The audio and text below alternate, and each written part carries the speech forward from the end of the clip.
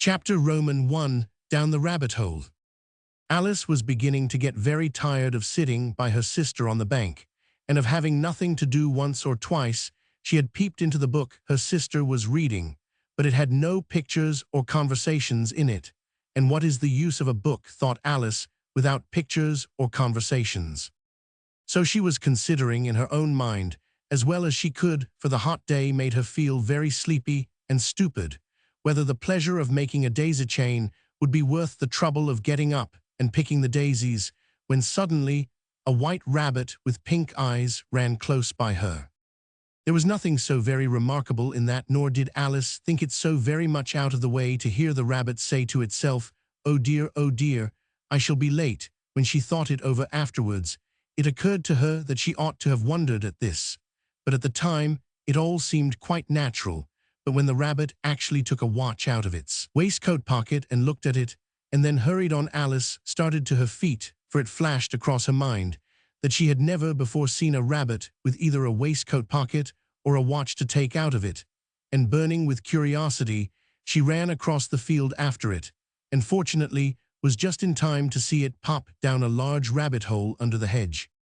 In another moment, down went Alice, after it, never once considering how in the world she was to get out again. The rabbit hole went straight on like a tunnel for some way, and then dipped suddenly, down so suddenly, that Alice had not a moment to think about stopping herself, before she found herself falling down a very deep well. Either the well was very deep, or she fell very slowly, for she had plenty of time, as she went down, to look about her, and to wonder what was going to happen next. First, she tried to look down and make out what she was coming to, but it was too dark to see anything. Then she looked at the sides of the well, and noticed that they were filled with cupboards and bookshelves. Here and there she saw maps and pictures hung upon pegs. She took down a jar from one of the shelves as she passed. It was labeled orange marmalade, but to her great disappointment, it was empty. She did not like to drop the jar for fear of killing somebody underneath, so managed to put it into one of the cupboards as she fell past it. Well, thought Alice to herself, after such a fall as this, I shall think nothing of tumbling downstairs. How brave they'll all think me at home, why I wouldn't say anything about it, even if I fell off the top of the house, which was very likely true. Down, down, down, would the fall never come to an end? I wonder how many miles I've fallen by this time, she said aloud. I must be getting somewhere near the center of the earth. Let me see, that would be 4,000 miles down, I think, for you see, Alice had learnt several things of this sort in her lessons in the schoolroom, and though this was not a very good opportunity for showing off her knowledge, as there was no one to listen to her, still, it was good practice to say it over. Yes, that's about the right distance, but then I wonder what latitude or longitude I've got to. Alice had no idea what latitude was, or longitude either, but thought they were nice grand words to say. Presently she began again, I wonder if I shall fall right through the earth, how funny it'll seem to come out among the people that walk with their heads downward. The antipathies. I think she was rather glad there was no one listening this time, as it didn't sound at all the right word. But I shall have to ask them what the name of the country is. You know, please, Mom, is this New Zealand or Australia? And she tried to curtsy as she spoke. Fancy curtsying as you're falling through the air. Do you think you could manage it? And what an ignorant little girl shall think me for asking. No, it'll never do to ask. Perhaps I shall see it written up somewhere. Down, down, down. There was nothing else to do, so Alice soon began talking again. Dinner'll miss me very much tonight, I should think. Dinah was the cat. I hope they'll remember her saucer of milk at tea time. Dinah, my dear, I wish you were down here with me. There are no mice in the air, I'm afraid, but you might catch a bat. And that's very like a mouse, you know. But do cats eat bats, I wonder? And here Alice began to get rather sleepy, and went on saying to herself, dreamy sort of way, do cats eat bats? Do cats eat bats? And sometimes do bats eat cats? For you see, as she couldn't answer either question, it didn't much matter which way she put it. She felt that she was dozing off, and had just begun to dream that she was walking hand in hand with Dinah, and saying to her very earnestly, now, Dinah, tell me the truth, did you ever eat a bat? When suddenly, thump, thump, down she came upon a heap of sticks and dry leaves, and the fall was over. Alice was not a bit hurt, and she jumped up onto her feet in a moment. She looked up, but it was all dark overhead. Before her was another long passage, and the white rabbit was still in sight, hurrying down it. There was not a moment to be lost. Away went Alice like the wind, and was just in time to hear it say, as it turned a corner, "Oh, my ears and whiskers, how late it's getting." She was close behind it when she turned the corner, but the rabbit was no longer to be seen. She found herself in a long, low hall, which was lit up by a row of lamps hanging from the roof. There were doors all round the hall, but they were all locked, and when Alice had been all the way down one side and up the other trying every door, she walked sadly down the middle, wondering how she was ever to get out again. Suddenly she came upon a little three-legged table, all made of solid glass.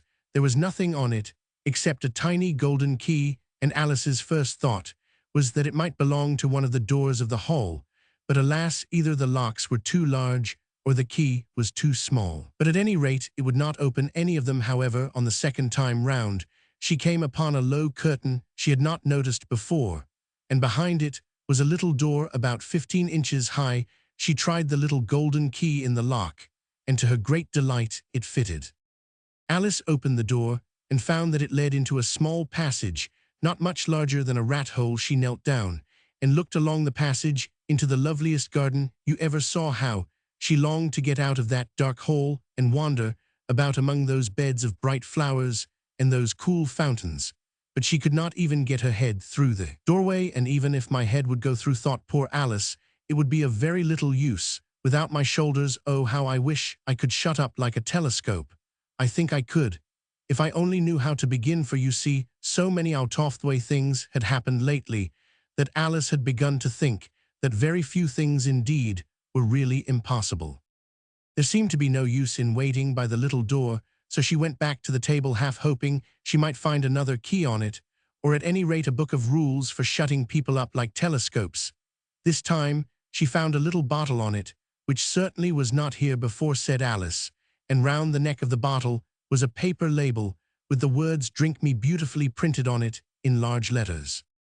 It was all very well to say "drink me," but the wise little Alice was not going to do that in a hurry. "No ill look first," she said, "and see whether it's marked poison or not," for she had read several nice little histories about children who had got burnt and eaten up by wild beasts and other unpleasant things, all because they would not remember the simple rules their friends had taught them, such as that a red-hot poker will burn you if you hold it too long, and that if you cut your finger very deeply with a knife, it usually bleeds. And she had never forgotten that if you drink much from a bottle marked poison, it is almost certain to disagree with you sooner or later. However, this bottle was not marked poison, so Alice ventured to taste it, and finding it very nice, it had in fact a sort of mixed flavor of cherry tart, custard, pineapple, roast turkey, toffee, and hot buttered toast. She very soon finished it off. "What a curious feeling," said Alice. "I must be shutting up like a telescope." And so it was indeed. She was now only 10 inches high, and her face brightened up at the thought that she was now the right size for going through the little door into that lovely garden. First, however, she waited for a few minutes to see if she was going to shrink any further. She felt a little nervous about this, for it might end, "You know," said Alice to herself, "in my going out altogether like a candle. I wonder what I should be like then." And she tried to fancy what the flame of a candle is like after the candle is blown out, for she could not remember ever having seen such a thing. After a while, finding that nothing more happened, she decided on going into the garden at once, but alas for poor Alice, when she got to the door she found she had forgotten the little golden key, and when she went back to the table for it, she found she could not possibly reach it. She could see it quite plainly through the glass, and she tried her best to climb up one of the legs of the table, but it was too slippery, and when she had tired herself out with trying, the poor little thing sat down and cried. "Come, there's no use in crying like that," said Alice to herself, rather sharply. "I advise you to leave off this minute." She generally gave herself very good advice, though she very seldom followed it, and sometimes she scolded herself so severely as to bring tears into her eyes, and once she remembered trying to box her own ears for having cheated herself in a game of croquet she was playing against herself, for this curious child was very fond of pretending to be two people. "But it's no use now," thought poor Alice, "to pretend to be two people. Why, there's hardly enough of me left to make one respectable person." Soon her eye fell on a little glass box that was lying under the table. She opened it, and found in it a very small cake, on which the words "eat me" were beautifully marked in currants. "Well, I'll eat it," said Alice. "And if it makes me grow larger, I can reach the key, and if it makes me grow smaller, I can creep under the door, so either way I'll get into the garden, and I don't care which happens." She ate a little bit, and said anxiously to herself, which way, holding her hand on the top of her head to feel which way it was growing. And she was quite surprised to find that she remained the same size. To be sure, this generally happens when one eats cake, but Alice had got so much into the way of expecting nothing but out of the way things to happen that it seemed quite dull and stupid for life to go on in the common way. So she set to work, and very soon finished off the cake. Chapter Roman 2, The Pool of Tears. "Curiouser and curiouser," cried Alice. She was so much surprised that for the moment she quite forgot how to speak good English. "Now I am opening out like the largest telescope that ever was. Goodbye feet," for when she looked down at her feet, they seemed to be almost out of sight. They were getting so far off. "Oh, my poor little feet. I wonder who will put on your shoes and stockings for you now, dears. I am sure I shan't be able. I shall be a great deal too far off to trouble myself about you. You must manage the best way you can, but I must be kind to them," thought Alice. "Or perhaps they won't walk the way I want to go. Let me see, I'll give them a new pair of boots every Christmas." And she went on planning to herself how she would manage it. They must go by the carrier, she thought, and how funny it'll seem sending presents to one's own feet, and how odd the directions will look. Alice's right foot esque hearthrug near the fender. With Alice's love. Oh dear, what nonsense I am talking. Just then her head struck against the roof of the hall. In fact, she was now more than 9 feet high, and she at once took up the little golden key and hurried off to the garden door. Poor Alice, it was as much as she could do lying down on one side to look through into the garden with one eye, but to get through was more hopeless than ever. She sat down and began to cry again. "You ought to be ashamed of yourself," said Alice. "A great girl like you," she might well say this, "to go on crying in this way. Stop this moment, I tell you." But she went on all the same, shedding gallons of tears, until there was a large pool all round her, about 4 inches deep, and reaching half down the hall. After a time she heard a little pattering of feet in the distance, and she hastily dried her eyes to see what was coming. It was the White Rabbit, returning splendidly dressed, with a pair of white kid gloves in one hand and a large fan in the other. He came trotting along in a great hurry, muttering to himself as he came, "Oh, the Duchess. The Duchess, oh, won't she be savage if I've kept her waiting?" Alice felt so desperate that she was ready to ask help of anyone, so when the rabbit came near her, she began in a low, timid voice, "If you please, sir." The rabbit started violently, dropped the white kid gloves and the fan, and scurried away into the darkness as hard as he could go. Alice took up the fan and gloves, and as the hall was very hot, she kept fanning herself all the time. She went on talking, "Dear, dear, how queer everything is today. And yesterday things went on just as usual. I wonder if I've been changed in the night. Let me think, was I the same when I got up this morning? I almost think I can remember feeling a little different. But if I am not the same, the next question is, who in the world am I? That's the great puzzle." And she began thinking over all the children she knew that were of the same age as herself, to see if she could have been changed for any of them. "I'm sure I'm not Ada," she said, "for her hair goes in such long ringlets, and mine doesn't go in ringlets at all. And I'm sure I can't be Mabel, for I know all sorts of things. And she knows such a very little besides. She and and oh dear, how puzzling it all is. I'll try. If I know all the things I used to know, let me see, 4 times 5 is 12, and 4 times 6 is 13, and 4 times 7 so dear, I shall never get to 20. At that rate, however, the multiplication table doesn't signify. Let's try geography. London is the capital of Paris, and Paris is the capital of Rome, and Romino. That's all wrong, I am certain. I must have been changed for Mabel. I'll try and say, how doth the little," and she crossed her hands on her lap, as if she were saying lessons, and began to repeat it, but her voice sounded hoarse and strange, and the words did not come the same as they used to do.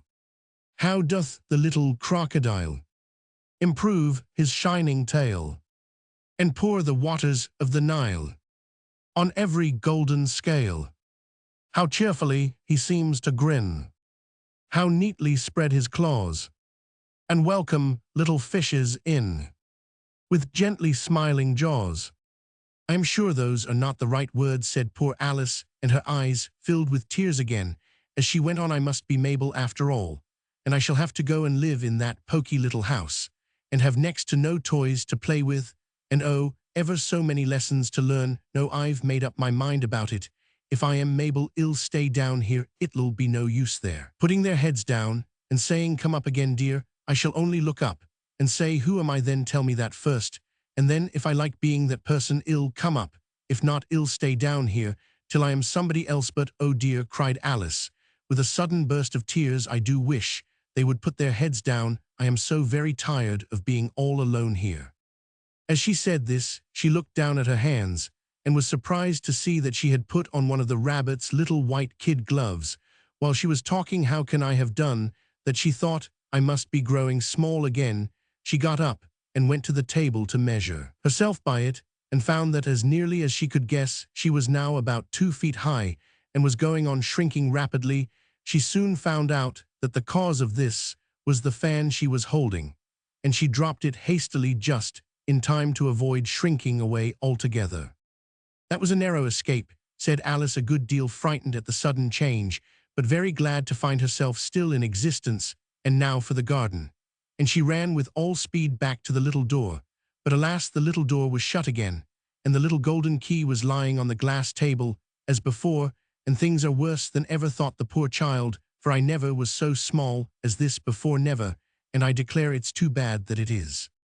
As she said these words, her foot slipped, and in another moment, splash, she was up to her chin in salt water. Her first idea was that she had somehow fallen into the sea, and in that case, I can go back by railway, she said to herself. Alice had been to the seaside once in her life, and had come to the general conclusion that wherever you go to on the English coast, you find a number of bathing machines in the sea, some children digging in the sand with wooden spades, then a row of lodging houses, and behind them a railway station. However, she soon made out that she was in the pool of tears which she had wept when she was 9 feet high. I wish I hadn't cried so much, said Alice, as she swam about trying to find her way out. I shall be punished for it now, I suppose, by being drowned in my own tears. That will be a queer thing, to be sure. However, everything is queer today. Just then she heard something splashing about in the pool a little way off, and she swam nearer to make out what it was. At first she thought it must be a walrus or hippopotamus, but then she remembered how small she was now, and she soon made out that it was only a mouse that had slipped in like herself. Would it be of any use now, thought Alice, to speak to this mouse? Everything is so out of the way down here that I should think very likely it can talk. At any rate, there's no harm in trying. So she began, oh mouse, do you know the way out of this pool? I am very tired of swimming about here. Oh mouse, Alice thought. This must be the right way of speaking to a mouse. She had never done such a thing before, but she remembered having seen in her brother's Latin grammar a mouse-off, a mousto, a mousey, a mouse-o, mouse. The mouse looked at her rather inquisitively, and seemed to her to wink with one of its little eyes, but it said nothing. Perhaps it doesn't understand English, thought Alice. I dare say it's a French mouse come over with William the Conqueror, for, with all her knowledge of history, Alice had no very clear notion how long ago anything had happened. So she began again. O est madcap, which was the first sentence in her French lesson book. The mouse gave a sudden leap out of the water, and seemed to quiver all over with fright. Oh, I beg your pardon, cried Alice, hastily, afraid that she had hurt the poor animal's feelings. I quite forgot you didn't like cats. Not like cats, cried the mouse in a shrill, passionate voice. Would you like cats if you were me? Well, perhaps not, said Alice in a soothing tone. Don't be angry about it. And yet I wish I could show you our cat Dinah. I think you'd take a fancy to cats. If you could only see her, she is such a dear, quiet thing. Alice went on half to herself as she swam lazily about in the pool, and she sits purring so nicely by the fire, licking her paws and washing her face, and she is such a nice soft thing to nurse, and she's such a capital one for catching mice. Oh, I beg your pardon, cried Alice again, for this time the mouse was bristling all over, and she felt certain it must be really offended. We won't talk about her any more, if you'd rather not. We indeed, cried the mouse, who was trembling down to the end of his tail. As if I would talk on such a subject. Our family always hated cats. Nasty, low, vulgar things. Don't let me hear the name again." "I want indeed," said Alice, in a great hurry to change the subject of conversation. Are you fond of dogs?" The mouse did not answer, so Alice went on eagerly. "There is such a nice little dog near our house. I should like to show you, a little bright-eyed terrier, you know, with oh such long curly brown hair. And it'll fetch things when you throw them. And it'll sit up and beg for its dinner and all sorts of things. I can't remember half of them, and it belongs to a farmer, you know. And he says it's so useful it's worth £100. He says it kills all the rats." "And oh dear," cried Alice in a sorrowful tone, "I'm afraid I've offended it again." For the mouse was swimming away from her as hard as it could go, and making quite a commotion in the pool as it went. So she called softly after it, "Mouse dear, do come back again, and we won't talk about cats or dogs either if you don't like them." When the mouse heard this, it turned round and swam slowly back to her. Its face was quite pale with passion, Alice thought, and it said in a low trembling voice, "Let us get to the shore, and then I'll tell you my history, and you'll understand why it is I hate cats and dogs." It was high time to go, for the pool was getting quite crowded with the birds and animals that had fallen into it. There were a duck and a dodo, a lory and an eaglet, and several other curious creatures. Alice led the way, and the whole party swam to the shore. Chapter Roman 3: A Caucus Race and a Long Tail. They were indeed a queer-looking party that assembled on the bank. The birds with draggled feathers, the animals with their fur clinging close to them, and all dripping wet, cross, and uncomfortable. The first question, of course, was how to get dry again. They had a consultation about this, and after a few minutes, it seemed quite natural to Alice to find herself talking familiarly with them, as if she had known them all her life. Indeed, she had quite a long argument with the lory, who at last turned sulky, and would only say, "I am older than you, and must know better," and this Alice would not allow without knowing how old it was. And as the lory positively refused to tell its age, there was no more to be said. At last the mouse, who seemed to be a person of authority among them, called out, "Sit down, all of you, and listen to me. I'll soon make you dry enough." They all sat down at once, in a large ring, with the mouse in the middle. Alice kept her eyes anxiously fixed on it, for she felt sure she would catch a bad cold if she did not get dry very soon. "Ahem," said the mouse with an important air. "Are you all ready? This is the driest thing I know." Silence all round, if you please. William the Conqueror, whose cause was favoured by the Pope, was soon submitted to by the English, who wanted leaders, and had been of late much accustomed to usurpation and conquest. Edwin and Morcar, the Earls of Mercia and Northumbria. "Ah," said the lory with a shiver. "I beg your pardon," said the mouse, frowning, "but very politely. Did you speak?" "Not I," said the lory hastily. "I thought you did," said the mouse. "I precede Edwin and Morcar, the Earls of Mercia and Northumbria, declared for him, and even Stigand, the patriotic Archbishop of Canterbury, found it advisable." "Found what?" said the duck. "Found it," the mouse replied rather crossly. "Of course, you know what it means." "I know what it means well enough when I find a thing," said the duck. "It's generally a frog or a worm. The question is, what did the Archbishop find?" The mouse did not notice this question, but hurriedly went on. "Found it advisable to go with Edgar Atheling to meet William and offer him the crown. William's conduct at first was moderate, but the insolence of his Normans— How are you getting on now, my dear?" it continued, turning to Alice as it spoke. "As wet as ever," said Alice in a melancholy tone. "It doesn't seem to dry me at all." "In that case," said the dodo solemnly, rising to its feet, "I move that the meeting adjourn for the immediate adoption of more energetic remedies." "Speak English," said the eaglet. "I don't know the meaning of half those long words, and what's more, I don't believe you do either." And the eaglet bent down its head to hide a smile. Some of the other birds tittered audibly. "What I was going to say," said the dodo in an offended tone, "was that the best thing to get us dry would be a caucus race." "What is a caucus race?" said Alice, not that she wanted much to know, but the dodo had paused, as if it thought that somebody ought to speak, and no one else seemed inclined to say anything. "Why," said the dodo, "the best way to explain it is to do it, and as you might like to try the thing yourself some winter day, I will tell you how the dodo managed it." First it marked out a racecourse in a sort of circle. The exact shape doesn't matter, it said. And then all the party were placed along the course here, and there was no 1, 2, 3 and away. But they began running when they liked and left off when they liked, so that it was not easy to know when the race was over. However, when they had been running half an hour or so, and were quite dry again, the dodo suddenly called out, "The race is over," and they all crowded round it, panting and asking, "But who has won?"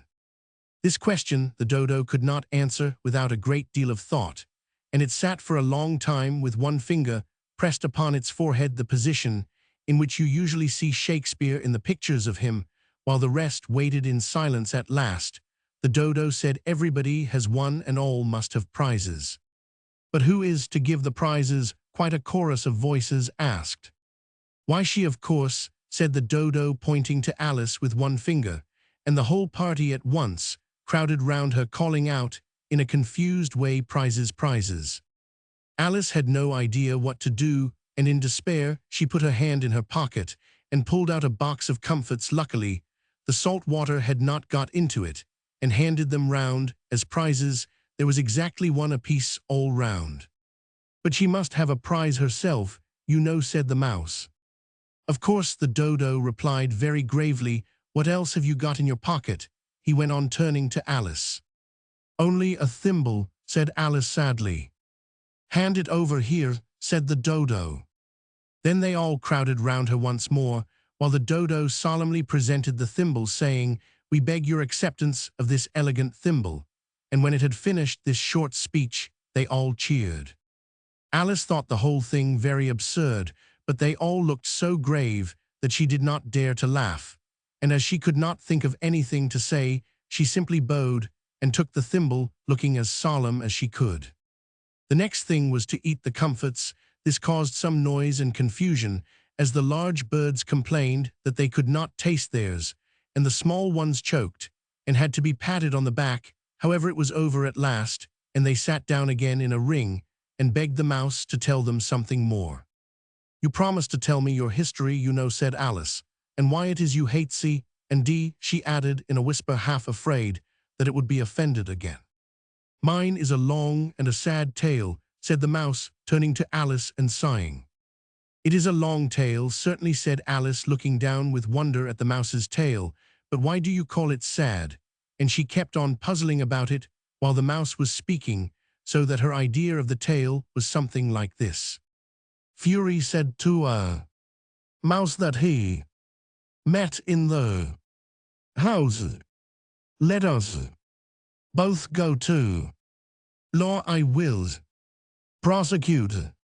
You come, ill take no denial. We must have a trial for really this morning I've nothing to do,' said the mouse to the such a trial, dear sir, with no jury or judge, would be wasting our breath.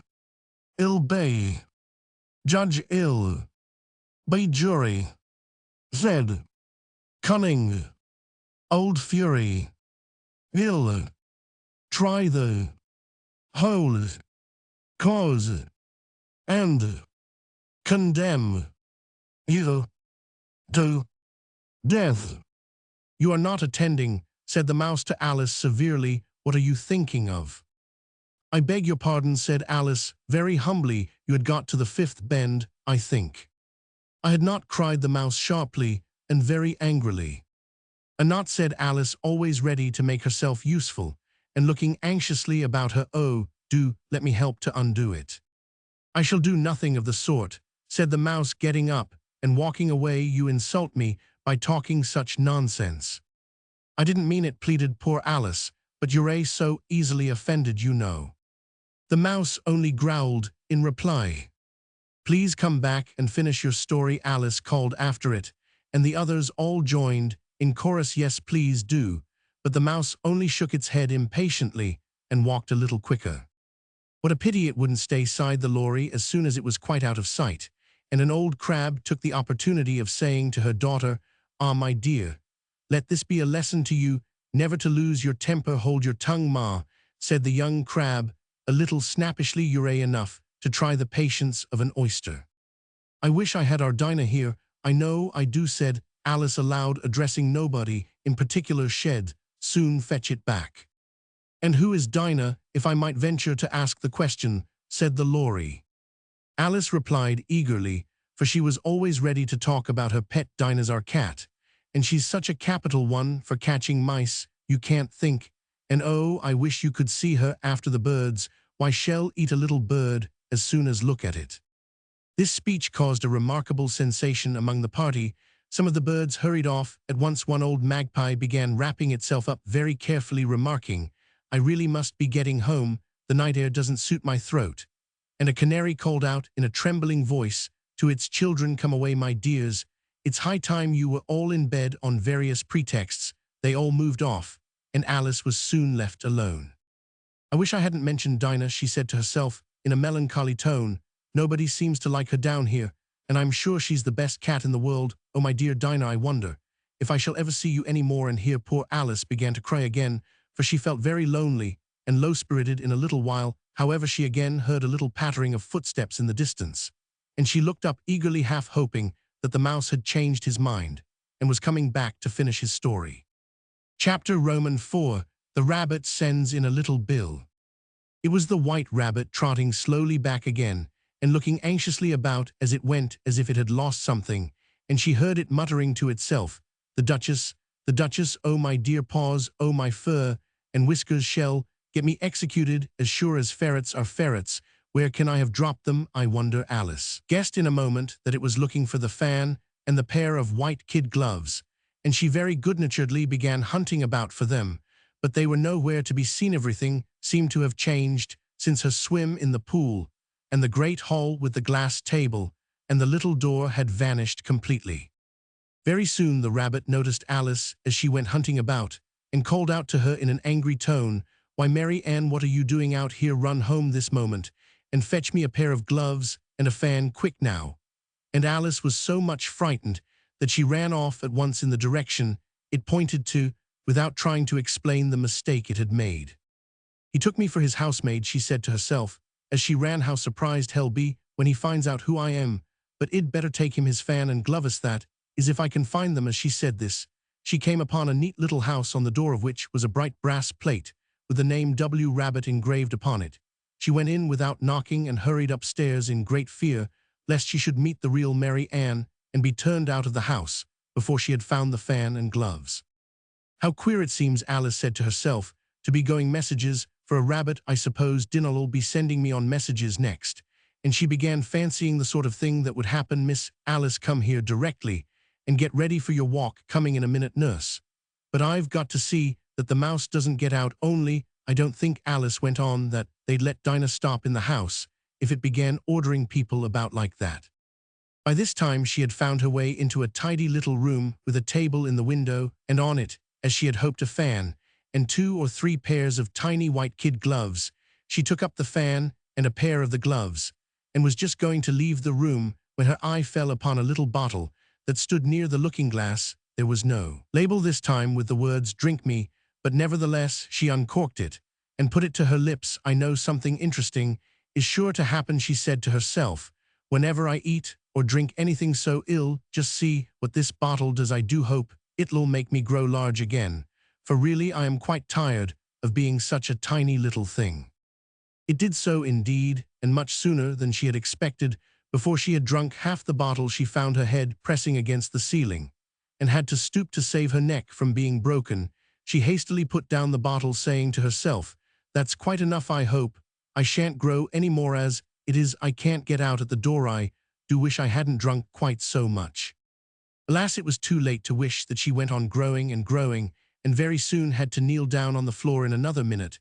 There was not even room for this, and she tried the effect of lying down with one elbow against the door and the other arm curled round her head. Still she went on growing, and as a last resource she put one arm out of the window and one foot up the chimney, and said to herself, Now I can do no more. Whatever happens, what will become of me?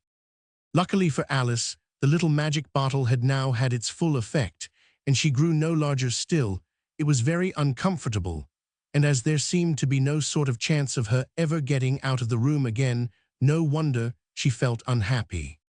It was much pleasanter at home, thought poor Alice, when one wasn't always growing larger and smaller, and being ordered about by mice and rabbits. I almost wish I hadn't gone down that rabbit hole and yet it's rather curious, you know, this sort of life. I do wonder what can have happened to me when I used to read fairy tales. I fancied that kind of thing never happened, and now here I am in the middle of one. There ought to be a book written about me, that there ought, and when I grow up I'll write one, but I'm grown up now, she added in a sorrowful tone. At least there's no room to grow up any more here. But then, thought Alice, shall I never get any older than I am now? That'll be a comfort one way, never to be an old woman, but then always to have lessons to learn. Oh, I shouldn't like that. Oh, you foolish Alice, she answered herself, how can you learn lessons in here? Why, there's hardly room for you, and no room at all for any lesson books. And so she went on, taking first one side and then the other, and making quite a conversation of it altogether. But after a few minutes, she heard a voice outside and stopped to listen. Mary Ann, said the voice, fetch me my gloves this moment. Then came a little pattering of feet on the stairs. Alice knew it was the rabbit coming to look for her, and she trembled till she shook the house, quite forgetting that she was now about 1,000 times as large as the rabbit, and had no reason to be afraid of it. Presently the rabbit came up to the door and tried to open it, but as the door opened inwards, and Alice's elbow was pressed hard against it, that attempt proved a failure. Alice heard it say to itself, then I'll go round and get in at the window. That you want, thought Alice, and after waiting till she fancied she heard the rabbit just under the window, she suddenly spread out her hand and made a snatch in the air. She did not get hold of anything, but she heard a little shriek and a fall and a crash of broken glass, from which she concluded that it was just possible it had fallen into a cucumber frame or something of the sort. Next came an angry voice of rabbit, spat, pat, where are you? And then a voice she had never heard before, sure. Then, I'm here digging for apples, your honor. Digging for apples, indeed, said the rabbit angrily. Here, come and help me out of this. Sounds of more broken glass. Now tell me, Pat, what's that in the window? Sure, it's an arm, your honor. He pronounced it a rum. An arm, you goose, who ever saw one that size? Why, it fills the whole window. Sure it does, your honor, but it's an arm for all that. Well, it's got no business there. At any rate, go and take it away. There was a long silence after this, and Alice could only hear whispers now and then, such as, sure, I don't like it, your honor, at all, do as I tell you, you coward. And at last she spread out her hand again and made another snatch in the air. This time there were two little shrieks and more sounds of broken glass. What a number of cucumber frames there must be, thought Alice. I wonder what they'll do next. As for pulling me out of the window, I only wish they could. I am sure I don't want to stay in here any longer. She waited for some time without hearing anything more. At last came a rumbling of little cartwheels and the sound of a good many voices all talking together. She made out the words, where's the other ladder? Why, I hadn't to bring but one. Bill's got the other. Bill, fetch it here. Lad, here, put him up at this corner. No, tie em together first. The don't reach half high enough yet. Oh, they'll do well enough. Don't be particular here. Bill, catch hold of this rope. Will the roof bear? Mind that loose slate-o, it's coming down. Heads below. A loud crash. Now who did that? It was Bill, I fancy. Who's to go down the chimney? Nay, I shan't. You do it that I want. Then Bill's to go down here. Bill, the master says you're to go down the chimney. Oh, so Bill's got to come down the chimney, has he? Said Alice to herself. Shy, they seem to put everything upon Bill. I wouldn't be in Bill's place for a good deal. This fireplace is narrow, to be sure, but I think I can kick a little. She drew her foot as far down the chimney as she could and waited till she heard a little animal. She couldn't guess of what sort it was, scratching and scrambling about in the chimney close above her. Then, saying to herself, this is Bill, she gave one sharp kick and waited to see what would happen next.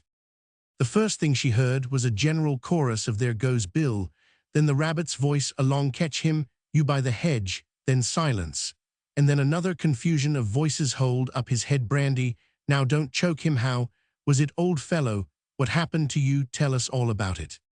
Last came a little feeble squeaking voice That's Bill, thought Alice. Well, I hardly know no more, thank ye. I am better no, but I'm a deal too flustered to tell you all I know is something comes at me like a jack-in-the-box, and up I goes like a skyrocket. So you did, old fellow, said the others. We must burn the house down, said the rabbit's voice, and Alice called out as loud as she could, if you do, I'll set dinner at you.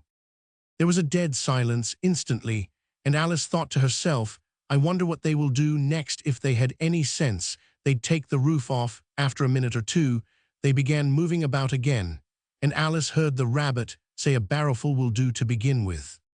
A barrowful of what, thought Alice, but she had not long to doubt, for the next moment a shower of little pebbles came rattling in at the window, and some of them hit her in the face. I'll put a stop to this, she said to herself, and shouted out, you'd better not do that again, which produced another dead silence. Alice noticed with some surprise that the pebbles were all turning into little cakes as they lay on the floor, and a bright idea came into her head. If I eat one of these cakes, she thought, it's sure to make some change in my size, and as it can't possibly make me larger, it must make me smaller, I suppose. So she swallowed one of the cakes, and was delighted to find that she began shrinking directly.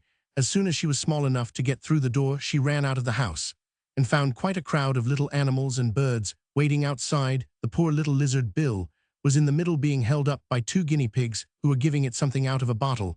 They all made a rush at Alice the moment she appeared, but she ran off as hard as she could, and soon found herself safe in a thick wood. The first thing I've got to do, said Alice to herself as she wandered about in the wood, is to grow to my right size again. And the second thing is to find my way into that lovely garden. I think that will be the best plan. It sounded an excellent plan, no doubt, and very neatly and simply arranged. The only difficulty was that she had not the smallest idea how to set about it, and while she was peering about anxiously among the trees, a little sharp bark just over her head made her look up in a great hurry. An enormous puppy was looking down at her with large round eyes, and feebly stretching out one paw, trying to touch her. Poor little thing, said Alice in a coaxing tone, and she tried hard to whistle to it, but she was terribly frightened all the time at the thought that it might be hungry, in which case it would be very likely to eat her up, in spite of all her coaxing. Hardly knowing what she did, she picked up a little bit of stick and held it out to the puppy, whereupon the puppy jumped into the air off all its feet at once with a yelp of delight, and rushed at the stick and made believe to worry it. Then Alice dodged behind a great thistle to keep herself from being run over, and the moment she appeared on the other side, the puppy made another rush at the stick and tumbled head over heels in its hurry to get hold of it. Then Alice, thinking it was very like having a game of play with a cart horse, and expecting every moment to be trampled under its feet, ran round the thistle again. Then the puppy began a series of short charges at the stick, running a very little way forwards each time and a long way back, and barking hoarsely all the while, till at last it sat down a good way off, panting, with its tongue hanging out of its mouth and its great eyes half shut. This seemed to Alice a good opportunity for making her escape, so she set off at once and ran till she was quite tired and out of breath, until the puppy's bark sounded quite faint in the distance. And yet what a dear little puppy it was, said Alice, as she leant against a buttercup to rest herself and fanned herself with one of the leaves. I should have liked teaching it tricks very much if it'd only been the right size to do it. Oh dear, I'd nearly forgotten that I've got to grow up again. Let me see, how is it to be managed? I suppose I ought to eat or drink something or other, but the great question is what?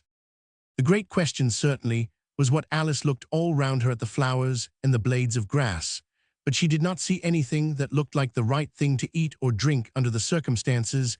There was a large mushroom growing near her about the same height as herself, and when she had looked under it, and on both sides of it, and behind it, it occurred to her that she might as well look and see what was on the top of it. She stretched herself up on tiptoe and peeped over the edge of the mushroom, and her eyes immediately met those of a large blue caterpillar that was sitting on the top, with its arms folded, quietly smoking a long hookah, and taking not the smallest notice of her or of anything else. Chapter V. Advice from a Caterpillar. The caterpillar and Alice looked at each other for some time in silence. At last, the caterpillar took the hookah out of its mouth and addressed her in a languid, sleepy voice. "Who are you?" said the caterpillar. This was not an encouraging opening for a conversation, Alice replied, rather shyly. I hardly know, sir. Just at present at least, I know who I was when I got up this morning. But I think I must have been changed several times since then." "What do you mean by that?" said the caterpillar sternly. "Explain yourself." "I can't explain myself, I am afraid, sir," said Alice, "because I am not myself, you see." "I don't see," said the caterpillar. "I'm afraid I can't put it more clearly," Alice replied very politely, "for I can't understand it myself to begin with, and being so many different sizes in a day is very confusing." "It isn't," said the caterpillar. "Well, perhaps you haven't found it so yet," said Alice, "but when you have to turn into a chrysalis you will someday, you know, and then, after that, into a butterfly, I should think you'll feel it a little queer, won't you?" "Not a bit," said the caterpillar. "Well, perhaps your feelings may be different," said Alice. "All I know is it would feel very queer to me." "You," said the caterpillar contemptuously, "who are you?" Which brought them back again to the beginning of the conversation. Alice felt a little irritated at the caterpillars making such very short remarks, and she drew herself up and said very gravely, "I think you ought to tell me who you are first." "Why?" said the caterpillar.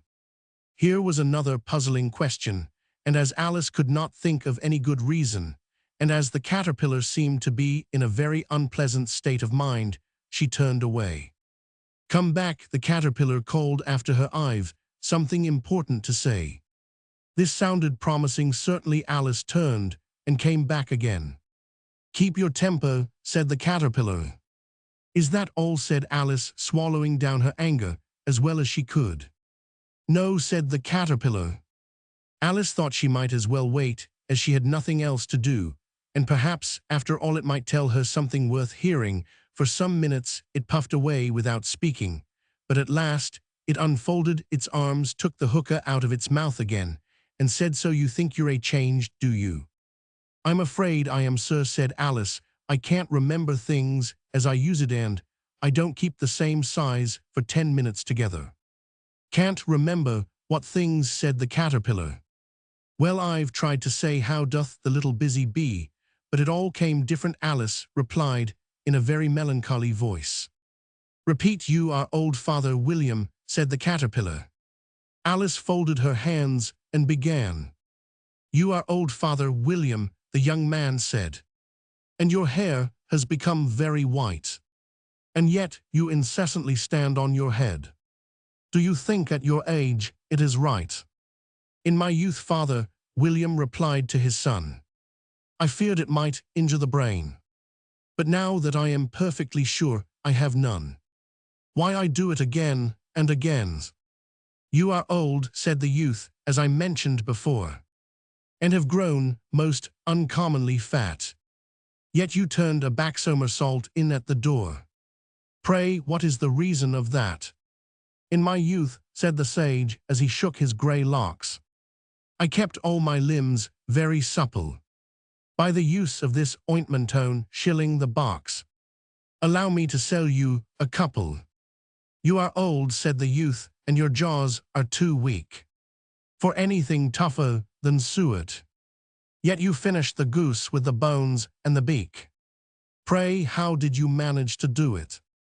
"In my youth," said his father, "I took to the law and argued each case with my wife, and the muscular strength which it gave to my jaw has lasted the rest of my life." "You are old," said the youth. "One would hardly suppose that your eye was as steady as ever. Yet you balanced an eel on the end of your nose. What made you so awfully clever?" "I have answered 3 questions, and that is enough," said his father. "Don't give yourself airs. Do you think I can listen all day to such stuff? Be off, or I'll kick you downstairs." "That is not said right," said the caterpillar. "Not quite right, I'm afraid," said Alice timidly. "Some of the words have got altered." "It is wrong from beginning to end," said the caterpillar decidedly, and there was silence for some minutes. The caterpillar was the first to speak. "What size do you want to be?" it asked. "Oh, I am not particular as to size," Alice hastily replied. "Only one doesn't like changing so often, you know." "I don't know," said the caterpillar. Alice said nothing. She had never been so much contradicted in her life before, and she felt that she was losing her temper. "Are you content now?" said the caterpillar. "Well, I should like to be a little larger, sir, if you wouldn't mind," said Alice. 3 inches is such a wretched height to be." "It is a very good height, indeed," said the caterpillar, angrily rearing itself upright as it spoke. "It was exactly 3 inches high." "But I'm not used to it," pleaded poor Alice in a piteous tone, and she thought of herself, "I wish the creatures wouldn't be so easily offended."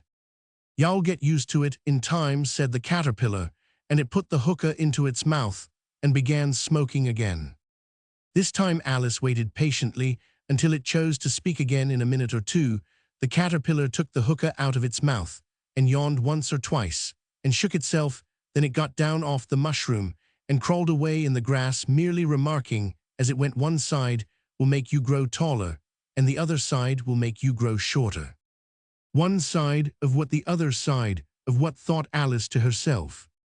"Of the mushroom," said the caterpillar, just as if she had asked it aloud, and in another moment it was out of sight. Alice remained looking thoughtfully at the mushroom for a minute, trying to make out which were the two sides of it, and as it was perfectly round, she found this a very difficult question. However, at last, she stretched her arms round it as far as they would go and broke off a bit of the edge with each hand. "And now which is which?" she said to herself, and nibbled a little of the right-hand bit to try the effect. The next moment, she felt a violent blow underneath her chin. It had struck her foot. She was a good deal frightened by this very sudden change, but she felt that there was no time to be lost, as she was shrinking rapidly, so she set to work at once to eat some of the other bit. Her chin was pressed so closely against her foot that there was hardly room to open her mouth, but she did it at last, and managed to swallow a morsel of the left-hand bit. "Come, my head's free at last," said Alice in a tone of delight, which changed into alarm in another moment, when she found that her shoulders were nowhere to be found. All she could see when she looked down was an immense length of neck, which seemed to rise like a stalk out of a sea of green leaves that lay far below her. "What can all that green stuff be?" said Alice, "and where have my shoulders got to? And oh, my poor hands, how is it I can't see you?" She was moving them about as she spoke, but no result seemed to follow, except a little shaking among the distant green leaves. As there seemed to be no chance of getting her hands up to her head, she tried to get her head down to them, and was delighted to find that her neck would bend about easily in any direction like a serpent. She had just succeeded in curving it down into a graceful zigzag and was going to dive in among the leaves, which she found to be nothing but the tops of the trees under which she had been wandering, when a sharp hiss made her draw back in a hurry.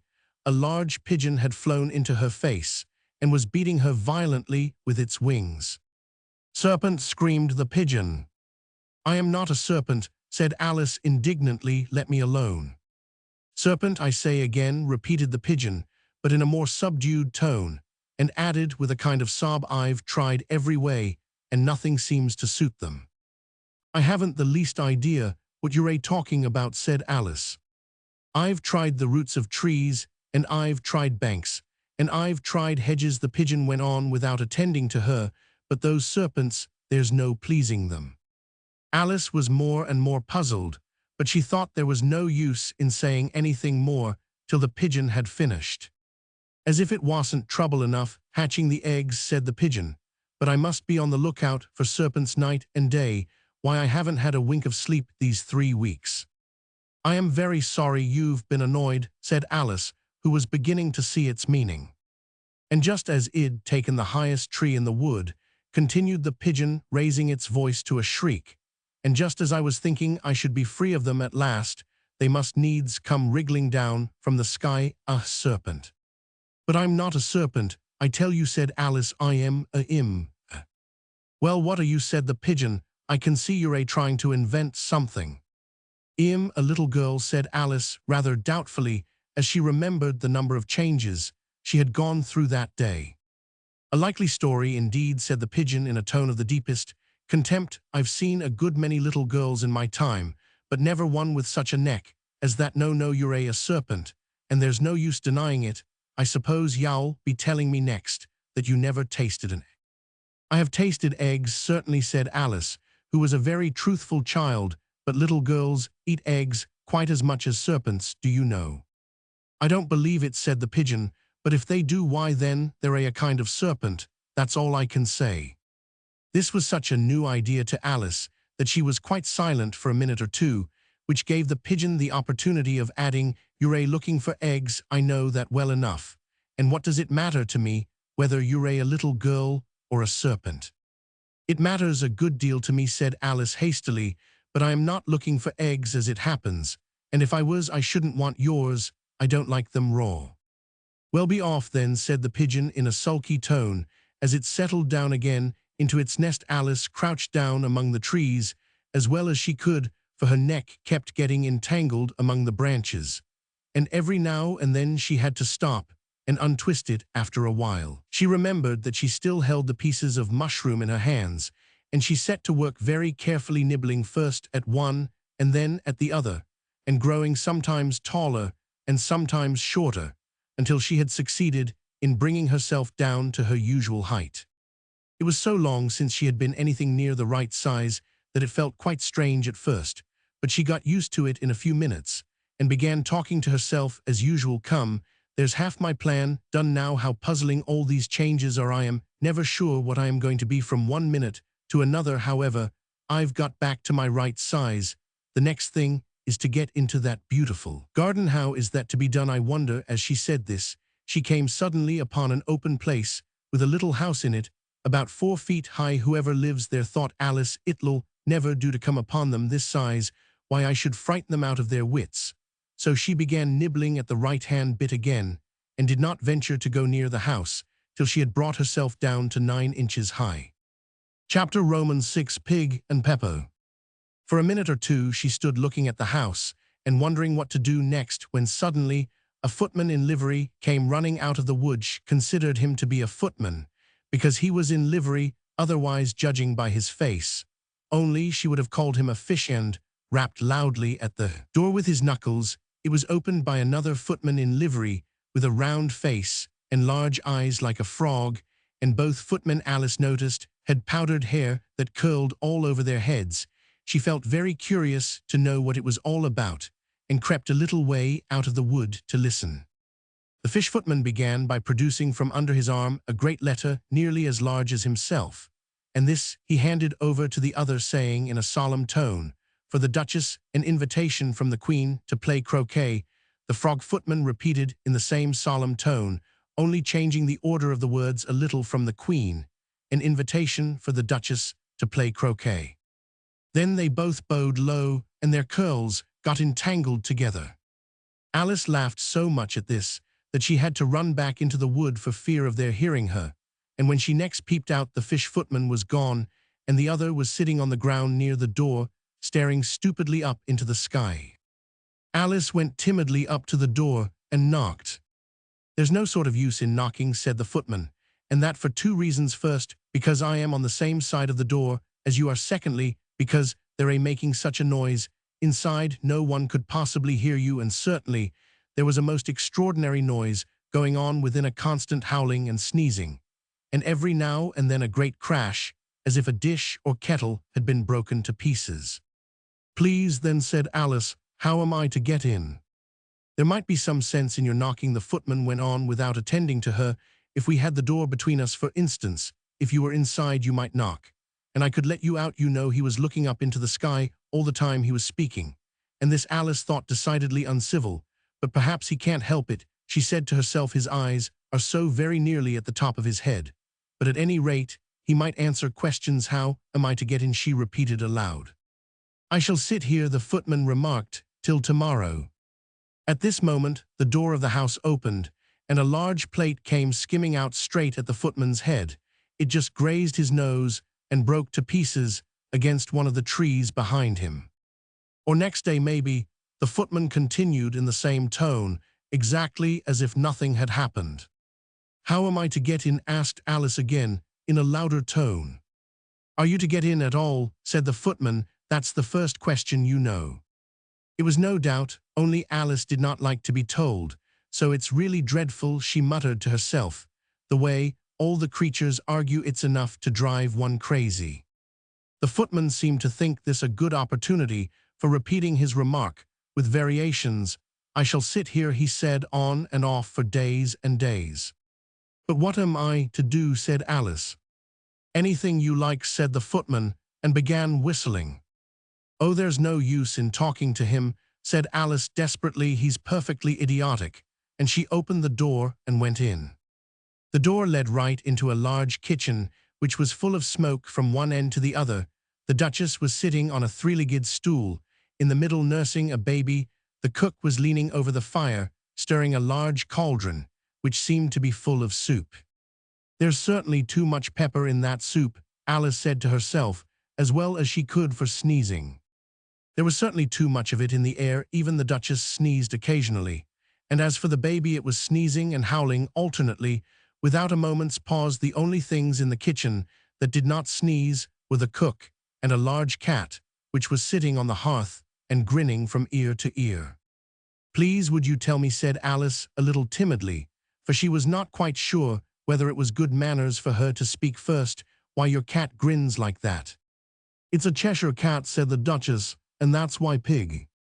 She said the last word with such sudden violence that Alice quite jumped, but she saw in another moment that it was addressed to the baby and not to her, so she took courage and went on again. I didn't know that Cheshire cats always grinned. In fact, I didn't know that cats could grin. They all can, said the Duchess, and most of 'em do. I don't know of any that do, Alice said very politely, feeling quite pleased to have got into a conversation. You don't know much, said the Duchess, and that's a fact. Alice did not at all like the tone of this remark, and thought it would be as well to introduce some other subject of conversation. While she was trying to fix on one, the cook took the cauldron of soup off the fire, and at once set to work, throwing everything within her reach. At the Duchess and the baby, fireirons came first, then followed a shower of saucepans, plates, and dishes. The Duchess took no notice of them, even when they hit her, and the baby was howling so much already that it was quite impossible to say whether the blows hurt it or not.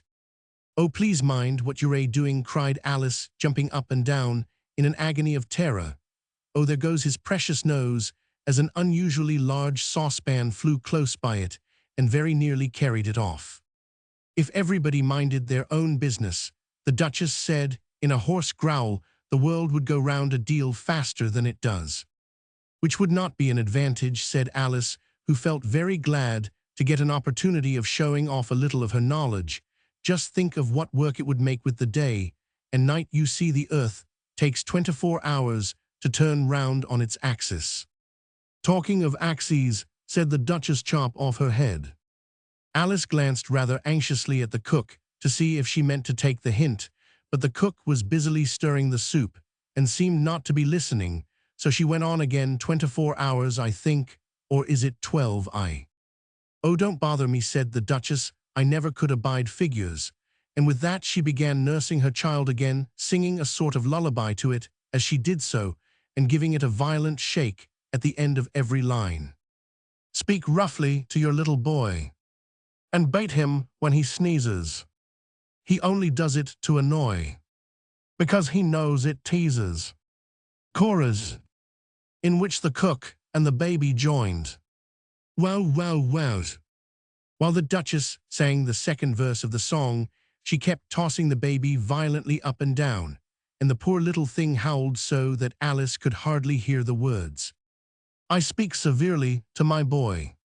I beat him when he sneezes, for he can thoroughly enjoy the pepper when he pleases. Chorus. Wow, wow, wow. Here, you may nurse it a bit if you like, the Duchess said to Alice, flinging the baby at her. As she spoke, I must go and get ready to play croquet with the Queen. And she hurried out of the room. The cook threw a frying pan after her as she went out, but it just missed her. Alice caught the baby with some difficulty, as it was a queer-shaped little creature, and held out its arms and legs in all directions, just like a starfish, thought Alice. The poor little thing was snorting like a steam engine when she caught it, and kept doubling itself up, and straightening itself out again, so that altogether for the first minute or two, it was as much as she could do to hold it. As soon as she had made out the proper way of nursing it, which was to twist it up into a sort of knot, and then keep tight hold of its right ear and left foot, so as to prevent its undoing itself, she carried it out into the open air. "If I don't take this child away with me," thought Alice, "they're sure to kill it in a day or two. Wouldn't it be murder to leave it behind?" She said the last words out loud, and the little thing grunted in reply. It had left off sneezing by this time. "Don't grunt," said Alice. "That's not at all a proper way of expressing yourself." The baby grunted again, and Alice looked very anxiously into its face to see what was the matter with it. There could be no doubt that it had a very turn-up nose, much more like a snout than a real nose. Also, its eyes were getting extremely small for a baby altogether. Alice did not like the look of the thing at all, but perhaps it was only sobbing, she thought, and looked into its eyes again to see if there were any tears. "No, there were no tears. If you're going to turn into a pig, my dear," said Alice seriously, "it'll have nothing more to do with you, mind now." The poor little thing sobbed again, or grunted. It was impossible to say which, and they went on for some while in silence. Alice was just beginning to think to herself, "Now what am I to do with this creature when I get it home?" when it grunted again so violently that she looked down into its face in some alarm. This time there could be no mistake about it. It was neither more nor less than a pig, and she felt that it would be quite absurd for her to carry it further. So she set the little creature down, and felt quite relieved to see it trot away quietly into the wood. If it had grown up, she said to herself, it would have made a dreadfully ugly child, but it makes rather a handsome pig, I think. And she began thinking over other children she knew who might do very well as pigs, and was just saying to herself, if one only knew the right way to change them, when she was a little startled by seeing the Cheshire Cat sitting on a bough of a tree a few yards off. The cat only grinned when it saw Alice. It looked good-natured, she thought. Still, it had very long claws and a great many teeth, so she felt that it ought to be treated with respect. "Cheshire Puss," she began rather timidly, as she did not at all know whether it would like the name. However, it only grinned a little wider. "Come, it's pleased so far," thought Alice, and she went on, "Would you tell me, please, which way I ought to go from here?" "That depends a good deal on where you want to get to," said the cat. "I don't much care where," said Alice. "Then it doesn't matter which way you go," said the cat. "So long as I get somewhere," Alice added, as an explanation. "Oh, you're sure to do that," said the cat, "if you only walk long enough." Alice felt that this could not be denied, so she tried another question. "What sort of people live about here?" "In that direction," the cat said, waving its right paw round, "lives a hatter, and in that direction, waving the other paw, lives a March hare. Visit either you like, they're both mad." "But I don't want to go among mad people," Alice remarked. "Oh, you can't help that," said the cat. "We're all mad here. I am mad, you're mad." "How do you know I am mad?" said Alice. "You must be," said the cat, "or you wouldn't have come here." Alice didn't think that proved it at all. However, she went on, "And how do you know that you're mad?" "To begin with," said the cat, "a dog's not mad, you grant that?" "I suppose so," said Alice. "Well then," the cat went on, "you see, a dog growls when it's angry, and wags its tail when it's pleased. Now I growl when I am pleased, and wag my tail when I am angry, therefore I am mad." "I call it purring, not growling," said Alice. "Call it what you like," said the cat. "Do you play croquet with the Queen today?" "I should like it very much," said Alice, "but I haven't been invited yet." "You'll see me there," said the cat, and vanished. Alice was not much surprised at this. She was getting so used to queer things happening while she was looking at the place where it had been. It suddenly appeared again. "By the by, what became of the baby?" said the cat. "I'd nearly forgotten to ask." "It turned into a pig," Alice quietly said, just as if it had come back in a natural way. "I thought it would," said the cat, and vanished again. Alice waited a little, half expecting to see it again, but it did not appear, and after a minute or two she walked on in the direction in which the March hare was said to live. "I've seen hatters before," she said to herself. "The March hare will be much the most interesting, and perhaps, as this is May, it won't be raving mad, at least not so mad as it was in March." As she said this, she looked up, and there was the cat again sitting on a branch of a tree. "Did you say pig or fig?" said the cat. "I said pig," replied Alice, "and I wish you wouldn't keep appearing and vanishing so suddenly. You make one quite giddy." "All right," said the cat, and this time it vanished quite slowly, beginning with the end of the tail and ending with the grin, which remained some time after the rest of it had gone. "Well, I've often seen a cat without a grin," thought Alice, "but a grin without a cat, it's the most curious thing I ever saw in my life." She had not gone much farther before she came in sight of the house of the March Hare. She thought it must be the right house, because the chimneys were shaped like ears, and the roof was thatched with fur. It was so large a house that she did not like to go nearer till she had nibbled some more of the left-hand bit of mushroom, and raised herself to about 2 feet high. Even then she walked up towards it, rather timidly, saying to herself, "Suppose it should be raving mad. After all, I almost wish I'd gone to see the Hatter instead." Chapter Romans 7, A Mad Tea Party. There was a table set out under a tree in front of the house, and the March Hare and the Hatter were having tea at it. A dormouse was sitting between them, fast asleep, and the other two were using it as a cushion, resting their elbows on it and talking over its head. Very uncomfortable for the dormouse, thought Alice, only as it's asleep, I suppose it doesn't mind. The table was a large one, but the three were all crowded together at one corner of it. "No room, no room," they cried out when they saw Alice coming. "There's plenty of room," said Alice indignantly, and she sat down in a large armchair at one end of the table. "Have some wine," the March Hare said in an encouraging tone.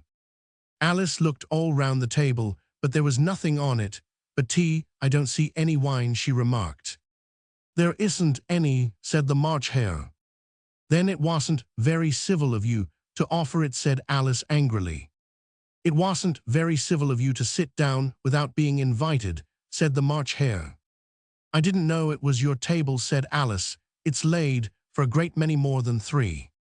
"Your hair wants cutting," said the Hatter. He had been looking at Alice for some time with great curiosity, and this was his first speech. "You should learn not to make personal remarks," Alice said with some severity. "It's very rude." The Hatter opened his eyes very wide on hearing this, but all he said was, "Why is a raven like a writing desk?" "Come, we shall have some fun now," thought Alice. "I am glad they've begun asking riddles. I believe I can guess that," she added aloud. "Do you mean that you think you can find out the answer to it?" said the March Hare. "Exactly so," said Alice. "Then you should say what you mean," the March Hare went on. "I do," Alice hastily replied. At least I mean what I say." "That's the same thing, you know." "Not the same thing a bit," said the Hatter. "You might just as well say that I see what I eat is the same thing as I eat what I see." "You might just as well say," added the March Hare, "that I like what I get is the same thing as I get what I like." "You might just as well say," added the Dormouse, who seemed to be talking in his sleep, "that I breathe when I sleep is the same thing as I sleep when I breathe." "It is the same thing with you," said the Hatter, and here the conversation dropped, and the party sat silent for a minute, while Alice thought over all she could remember about ravens and writing desks, which wasn't much. The Hatter was the first to break the silence. "What day of the month is it?" he said, turning to Alice. He had taken his watch out of his pocket and was looking at it uneasily, shaking it every now and then and holding it to his ear. Alice considered a little and then said, "The 4th. 2 days wrong," sighed the Hatter. "I told you butter wouldn't suit the works," he added, looking angrily at the March Hare. "It was the best butter," the March Hare meekly replied. "Yes, but some crumbs must have got in as well," the Hatter grumbled. "You shouldn't have put it in with the bread knife." The March Hare took the watch and looked at it gloomily.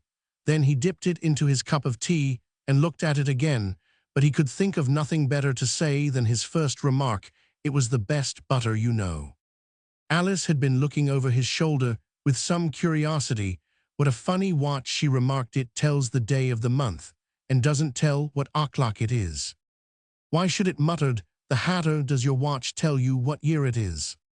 "Of course not," Alice replied very readily, "but that's because it stays the same year for such a long time together." "Which is just the case with mine," said the Hatter. Alice felt dreadfully puzzled. The Hatter's remark seemed to have no sort of meaning in it, and yet it was certainly English. "I don't quite understand you," she said, as politely as she could. "The Dormouse is asleep again," said the Hatter, and he poured a little hot tea upon its nose. The Dormouse shook its head impatiently and said, without opening its eyes, of course, just what I was going to remark myself." "Have you guessed the riddle yet?" the Hatter said, turning to Alice again. "No, I give it up," Alice replied. "What's the answer?" "I haven't the slightest idea," said the Hatter. "Nor I," said the March Hare. Alice sighed wearily. "I think you might do something better with the time," she said, "than waste it in asking riddles that have no answers." "If you knew time as well as I do," said the Hatter, "you wouldn't talk about wasting it. It's him." "I don't know what you mean," said Alice. "Of course you don't," the Hatter said, tossing his head contemptuously. "I dare say you never even spoke to time." "Perhaps not," Alice cautiously replied, "but I know I have to beat time when I learn music." "Ah, that accounts for it," said the Hatter. "He won't stand beating now.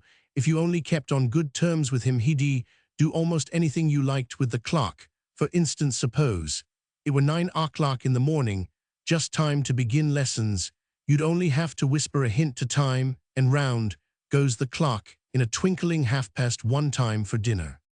"I only wish it was," the March Hare said to itself in a whisper.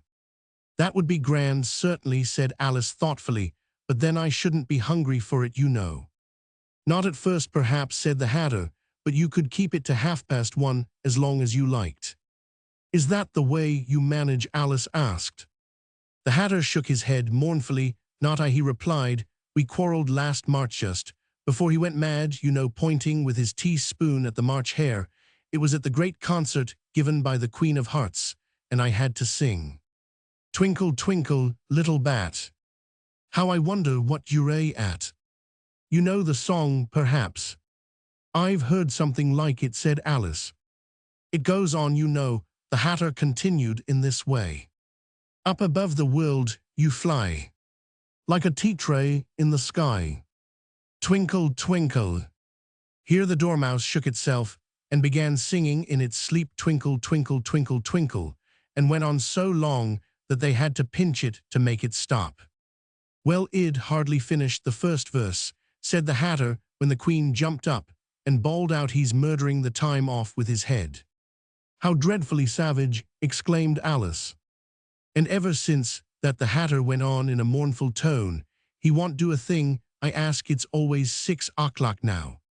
A bright idea came into Alice's head. "Is that the reason so many teethings are put out here?" she asked. "Yes, that's it," said the Hatter with a sigh. "It's always tea time, and we've no time to wash the things between whiles." "Then you keep moving round, I suppose," said Alice. "Exactly so," said the Hatter, "as the things get used up." "But what happens when you come to the beginning again?" Alice ventured to ask. "Suppose we change the subject," the March Hare interrupted, yawning. "I am getting tired of this. I vote the young lady tells us a story." "I'm afraid I don't know one," said Alice, rather alarmed at the proposal. Then the Dormouse, "Shall they both?" cried, "Wake up, Dormouse," and they pinched it on both sides at once. The Dormouse slowly opened his eyes. "I wasn't asleep," he said, in a hoarse, feeble voice. "I heard every word you fellows were saying." "Tell us a story," said the March Hare. "Yes, please do," pleaded Alice. "And be quick about it," added the Hatter, "or you'll be asleep again before it's done." "Once upon a time, there were 3 little sisters," the Dormouse began in a great hurry, "and their names were Elsie, Lacey, and Tilly, and they lived at the bottom of a well." "What did they live on?" said Alice, who always took a great interest in questions of eating and drinking. "They lived on treacle," said the Dormouse, after thinking a minute or two. "They couldn't have done that, you know," Alice gently remarked. "They'd have been Roman 99. "So they were," said the Dormouse, "very Roman 99. Alice tried to fancy to herself what such an extraordinary way of living would be like, but it puzzled her too much, so she went on, "But why did they live at the bottom of a well?" "Take some more tea," the March Hare said to Alice very earnestly. I've had nothing yet, Alice replied in an offended tone, so I can't take more. You mean you can't take less, said the Hatter. It's very easy to take more than nothing. Nobody asked your opinion, said Alice. Who's making personal remarks? Now the Hatter asked triumphantly. Alice did not quite know what to say to this, so she helped herself to some tea and bread and butter, and then turned to the Dormouse and repeated her question, why did they live at the bottom of a well?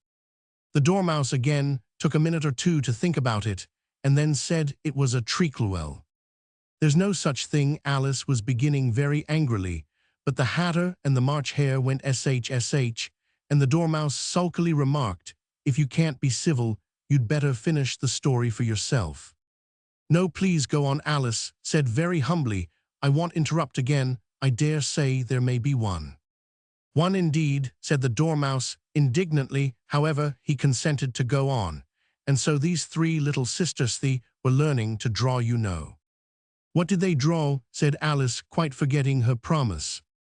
Treacle, said the Dormouse, without considering at all this time. I want a clean cup, interrupted the Hatter. Let's all move one place on. He moved on as he spoke, and the Dormouse followed him. The March Hare moved into the Dormouse's place, and Alice, rather unwillingly, took the place of the March Hare. The Hatter was the only one who got any advantage from the change, and Alice was a good deal worse off than before, as the March Hare had just upset the milk jug into his plate. Alice did not wish to offend the Dormouse again, so she began very cautiously, but I don't understand, where did they draw the treacle from? You can draw water out of a water well, said the Hatter, so I should think you could draw treacle out of a treacle well, stupid. But they were in the well, Alice said to the Dormouse, not choosing to notice this last remark. Of course they were, said the Dormouse, well in. This answer so confused poor Alice that she let the Dormouse go on for some time without interrupting it. They were learning to draw, the Dormouse went on yawning and rubbing its eyes, for it was getting very sleepy, and they drew all manner of things, everything that begins with an M. Why with an M? Said Alice. Why not? Said the March Hare. Alice was silent. The Dormouse had closed its eyes by this time and was going off into a doze, but on being pinched by the Hatter, it woke up again with a little shriek, and went on, that begins with an M, such as mousetraps, and the moon and memory, and muchness. You know, you say things are much of a muchness. Did you ever see such a thing as a drawing of a muchness? Really, now you ask me, said Alice, very much confused. I don't think. Then you shouldn't talk, said the Hatter. This piece of rudeness was more than Alice could bear. She got up in great disgust and walked off. The Dormouse fell asleep instantly, and neither of the others took the least notice of her going, though she looked back once or twice, half hoping that they would call after her. The last time she saw them, they were trying to put the Dormouse into the teapot. At any rate, I'll never go there again, said Alice, as she picked her way through the wood. It's the stupidest tea party I ever was at in all my life. Just as she said this, she noticed that one of the trees had a door leading right into it. That's very curious, she thought, but everything's curious today. I think I may as well go in at once, and in she went.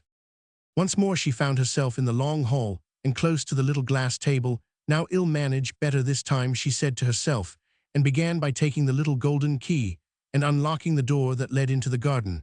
Then she went to work nibbling at the mushroom. She had kept a piece of it in her pocket, till she was about a foot high. Then she walked down the little passage, and thence found herself at last in the beautiful garden among the bright flower beds and the cool fountains. Chapter Roman 8, The Queen's Croquet Ground. A large rose tree stood near the entrance of the garden. The roses growing on it were white, but there were 3 gardeners at it, busily painting them. Red Alice thought this a very curious thing, and she went nearer to watch them. And just as she came up to them, she heard one of them say, "Look out, now 5, don't go splashing paint over me like that." "I couldn't help it," said 5 in a sulky tone. 7 jogged my elb. On which 7 looked up and said, "That's right, 5, always lay the blame on others." "You'd better not talk," said 5. "I heard the Queen say only yesterday you deserved to be beheaded." "What for?" said the one who had spoken first. That's none of your business too, said 7. Yes, it is his business, said 5, and ill tell him it was for bringing the cooked tulip roots instead of onions. 7 flung down his brush, and had just begun well of all the unjust things when his eye chanced to fall upon Alice as she stood watching them, and he checked himself suddenly. The others looked round also, and all of them bowed low. Would you tell me, said Alice, a little timidly, why you are painting those roses? 5 and 7 said nothing, but looked at 2. Began in a low voice, why the fact is, you see, miss, this here ought to have been a red rose tree, and we put a white one in by mistake, and if the Queen was to find it out, we should all have our heads cut off, you know, so you see, miss, we're doing our best afore she comes to. At this moment 5, who had been anxiously looking across the garden, called out the Queen, and the 3 gardeners instantly threw themselves flat upon their faces. There was a sound of many footsteps, and Alice looked round eager to see the Queen. First came 10 soldiers carrying clubs. These were all shaped like the 3 gardeners, oblong and flat with their hands and feet at the corners. Next the 10 courtiers. These were ornamented all over with diamonds, and walked 2 and 2, as the soldiers, Roman 999. After these came the royal children. There were 10 of them, and the little dears came jumping merrily along hand in couples. Were all ornamented with hearts. Next came the guests, mostly kings and queens, and among them Alice recognized the white rabbit. It was talking in a hurried, nervous manner, smiling at everything that was said, and went by without noticing her.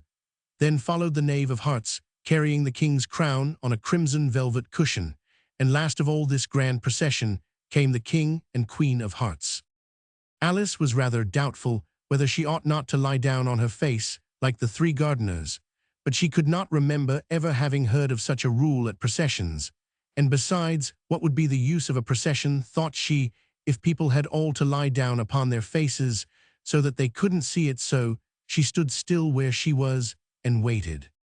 When the procession came opposite to Alice, they all stopped and looked at her, and the Queen said severely, "Who is this?" She said it to the knave of hearts, who only bowed and smiled in reply. "Idiot," said the Queen, tossing her head impatiently, and turning to Alice, she went on, "What's your name, child?" "My name is Alice, so please your Majesty," said Alice very politely, but she added to herself, "Why, they're only a pack of cards, after all, I needn't be afraid of them." "And who are these?" said the Queen, pointing to the 3 gardeners, who were lying round the rose tree, for you see, as they were lying on their faces, and the pattern on their backs was the same as the rest of the pack, she could not tell whether they were gardeners or soldiers or courtiers or 3 of her own children. "How should I know?" said Alice, surprised at her own courage. "It's no business of mine." The Queen turned crimson with fury, and after glaring at her for a moment like a wild beast, screamed off with her head off. "Nonsense," said Alice very loudly and decidedly, and the Queen was silent. The King laid his hand upon her arm and timidly said, "Consider, my dear, she is only a child." The Queen turned angrily away from him and said to the knave, "Turn them over." The knave did so very carefully, with 1 foot. "Get up," said the Queen in a shrill, loud voice, and the 3 gardeners instantly jumped up and began bowing to the King, the Queen, the royal children, and everybody else. "Leave off that," screamed the Queen, "you make me giddy." And then, turning to the rose tree, she went on, "What have you been doing here?" "May it please your Majesty," said 2, in a very humble tone, going down on 1 knee as he spoke, "we were trying." "I see," said the Queen, who had meanwhile been examining the roses off with their heads, and the procession moved on, 3 of the soldiers remaining behind to execute the unfortunate gardeners, who ran to Alice for protection. "You shan't be beheaded," said Alice, and she put them into a large flower pot that stood near. The 3 soldiers wandered about for a minute or 2 looking for them, and then quietly marched off after the others. "Are their heads off?" shouted the Queen. "Their heads are gone, if it please your Majesty," the soldiers shouted in reply. "That's right," shouted the Queen. "Can you play croquet?" The soldiers were silent and looked at Alice, as the question was evidently meant for her. "Yes," shouted Alice. "Come on then," roared the Queen, and Alice joined the procession, wondering very much what would happen next. It's a very fine day," said a timid voice at her side, She was walking by the white rabbit, who was peeping anxiously into her face. "Very," said Alice, "where's the Duchess?" "Hush, hush," said the rabbit in a low, hurried tone. He looked anxiously over his shoulder as he spoke, and then raised himself upon tiptoe, put his mouth close to her ear, and whispered, "She's under sentence of execution." "What for?" said Alice. "Did you say, 'What a pity'?" the rabbit asked. "No, I didn't," said Alice. "I don't think it's at all a pity. I said, 'What for?'" She boxed the Queen's ears. The rabbit began. Alice gave a little scream of laughter. "Oh, hush," the rabbit whispered in a frightened tone. "The Queen will hear you. You see, she came rather late." And the Queen said, "Get to your places," shouted the Queen in a voice of thunder, and people began running about in all directions, tumbling up against each other. However, they got settled down in a minute or two, and the game began. Alice thought she had never seen such a curious croquet ground in her life. It was all ridges and furrows. The balls were live hedgehogs, the mallets live flamingos, and the soldiers had to double themselves up and to stand on their hands and feet to make the arches. The chief difficulty Alice found at first was in managing her flamingo. She succeeded in getting its body tucked away comfortably enough under her arm, with its legs hanging down, but generally just as she had got its neck nicely straightened out, and was going to give the hedgehog a blow with its head, it would twist itself round and look up in her face with such a puzzled expression that she could not help bursting out laughing. And when she had got its head down and was going to begin again, it was very provoking to find that the hedgehog had unrolled itself and was in the act of crawling away. Besides all this, there was generally a ridge or furrow in the way wherever she wanted to send the hedgehog to, and as the doubled-up soldiers were always getting up and walking off to other parts of the ground, Alice soon came to the conclusion that it was a very difficult game indeed.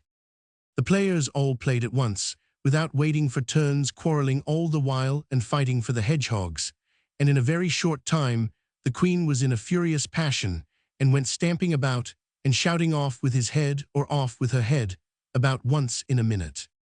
Alice began to feel very uneasy. To be sure, she had not as yet had any dispute with the Queen, but she knew that it might happen any minute, and then thought she, "What would become of me? They're a dreadfully fond of beheading people here. The great wonder is that there's anyone left alive."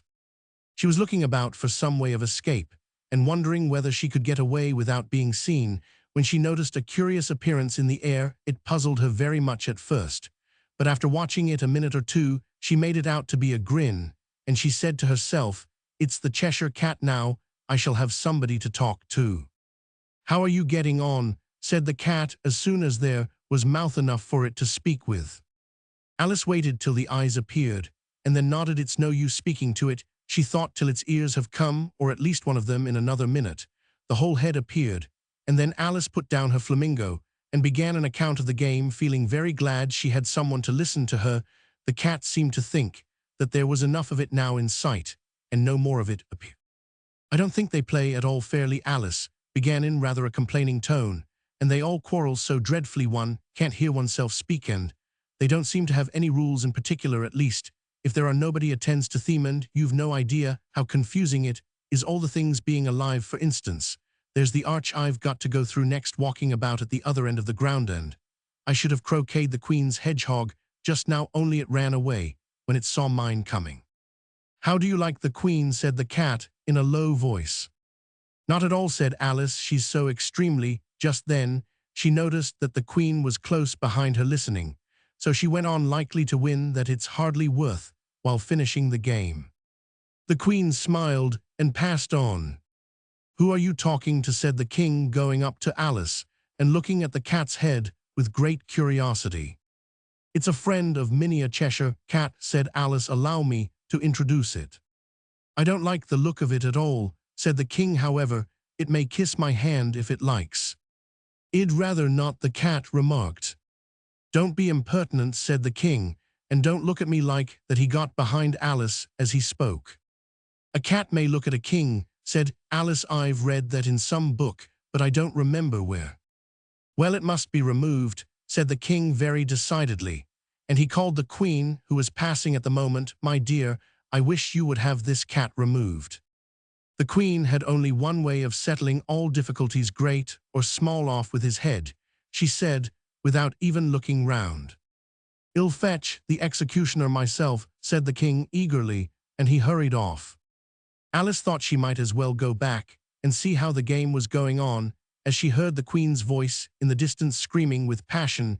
She had already heard her sentence 3 of the players to be executed for having missed their turns, and she did not like the look of things at all, as the game was in such confusion that she never knew whether it was her turn or not, so she went in search of her hedgehog. The hedgehog was engaged in a fight with another hedgehog, which seemed to Alice an excellent opportunity for crotching one of them with the other. The only difficulty was that her flamingo was gone across to the other side of the garden, where Alice could see it trying in a helpless sort of way to fly up into a tree. By the time she had caught the flamingo and brought it back, the fight was over and both the hedgehogs were out of sight. But it doesn't matter much, thought Alice, as all the arches are gone from this side of the ground. So she tucked it away under her arm that it might not escape again, and went back for a little more conversation with her friend. When she got back to the Cheshire Cat, she was surprised to find quite a large crowd collected round it. There was a dispute going on between the executioner, the king, and the queen, who were all talking at once, while all the rest were quite silent and looked very uncomfortable. The moment Alice appeared, she was appealed to by all 3 to settle the question, and they repeated their arguments to her, though as they all spoke at once, she found it very hard indeed to make out exactly what they said. The executioner's argument was that you couldn't cut off a head unless there was a body to cut it off from, that he had never had to do such a thing before, and he wasn't going to begin at his time of life. The king's argument was that anything that had a head could be beheaded, and that you weren't to talk nonsense.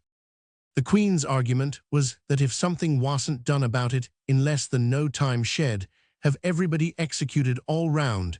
It was this last remark that had made the whole party look so grave and anxious. Alice could think of nothing else to say, but "It belongs to the Duchess, you'd better ask her about it." "She's in prison," the queen said to the executioner. "Fetch her here," and the executioner went off like an arrow. The cat's head began fading away the moment he was gone, and by the time he had come back with the Duchess, it had entirely disappeared, so the king and the executioner ran wildly up and down looking for it, while the rest of the party went back to the game. Chapter IX, The Mock Turtle's Story. "You can't think how glad I am to see you again, you dear old thing," said the Duchess, as she tucked her arm affectionately into Alice's, and they walked off together. Alice was very glad to find her in such a pleasant temper, and thought to herself that perhaps it was only the pepper that had made her so savage when they met in the kitchen. "When I'm a duchess," she said to herself, not in a very hopeful tone, "though I won't have any pepper in my kitchen at all. Soup does very well without, maybe. It's always pepper that makes people hot-tempered." She went on, very much pleased at having found out a new kind of rule and vinegar that makes them sour and chamomile, that makes them bitter and barley sugar, and such things that make children sweet-tempered. "I only wish people knew that, then they wouldn't be so stingy about it, you know." She had quite forgotten the Duchess by this time, and was a little startled when she heard her voice close to her ear. "You're thinking about something, my dear, and that makes you forget to talk. I can't tell you just now what the moral of that is, but I shall remember it in a bit." "Perhaps it hasn't one," Alice ventured to remark. "Tut, tut, child," said the Duchess, "everything's got a moral, if only you can find it," and she squeezed herself up closer to Alice's side as she spoke. Alice did not much like keeping so close to her, first, because the Duchess was very ugly, and secondly, because she was exactly the right height to rest her chin upon Alice's shoulder, and it was an uncomfortably sharp chin. However, she did not like to be rude, so she bore it as well as she could. "The game's going on rather better now," she said, by way of keeping up the conversation a little. "'Tis so," said the Duchess, "and the moral of that is, oh, 'tis love that makes the world go round." "Somebody," said Alice, whispered, "that it's done by everybody minding their own business."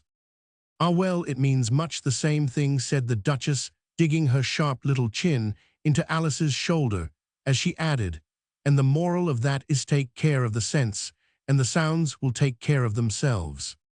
How fond she is of finding morals in things, Alice thought to herself. I dare say you're wondering why I don't put my arm round your waist, the Duchess said.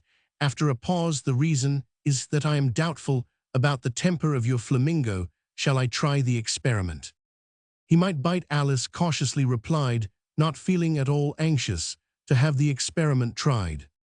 Very true, said the Duchess. Flamingos and mustard both bite, and the moral of that is birds of a feather flock together. Only mustard isn't a bird, Alice remarked. Right as usual, said the Duchess.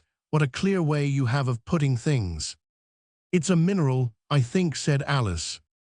Of course it is, said the Duchess, who seemed ready to agree to everything that Alice said. There's a large mustard mine near here, and the moral of that is the more there is of mine, the less there is of yours. Oh, I know, exclaimed Alice, who had not attended to this last remark. It's a vegetable, it doesn't look like one, but it is. I quite agree with you, said the Duchess, and the moral of that is be what you would seem to bear. If you'd like it put more simply, never imagine yourself not to be otherwise than what it might appear to others, that what you were or might have been was not otherwise than what you had been would have appeared to them to be otherwise. I think I should understand that better, Alice said very politely, if I had it written down, but I can't quite follow it as you say it. That's nothing to what I could say if I chose, the Duchess replied in a pleased tone. Pray don't trouble yourself to say it any longer than that, said Alice. Oh, don't talk about trouble, said the Duchess. I make you a present of everything I've said as yet. A cheap sort of present, thought Alice. I am glad they don't give birthday presents like that, but she did not venture to say it out loud. Thinking again, the Duchess asked with another dig of her sharp little ch. I've a right to think, said Alice sharply, for she was beginning to feel a little worried. Just about as much right, said the Duchess, as pigs have to fly, and the M. But here, to Alice's great surprise, the Duchess' voice died away even in the middle of her favorite word, moral, and the arm that was linked into hers began to tremble. Alice looked up, and there stood the Queen in front of them with her arms folded, frowning like a thunderstorm. A fine day, Your Majesty, the Duchess began in a low, weak voice. Now I give you fair warning, shouted the Queen, stamping on the ground as she spoke. Either you or your head must be off, and that in about half no time. Take your choice. The Duchess took her choice and was gone in a moment. Let's go on with the game, the Queen said to Alice, and Alice was too much frightened to say a word, but slowly followed her back to the croquet ground. The other guests had taken advantage of the Queen's absence and were resting in the shade. However, the moment they saw her, they hurried back to the game, the Queen merely remarking that a moment's delay would cost them their lives. All the time they were playing, the Queen never left off quarreling with the other players and shouting off with his head or off with her head.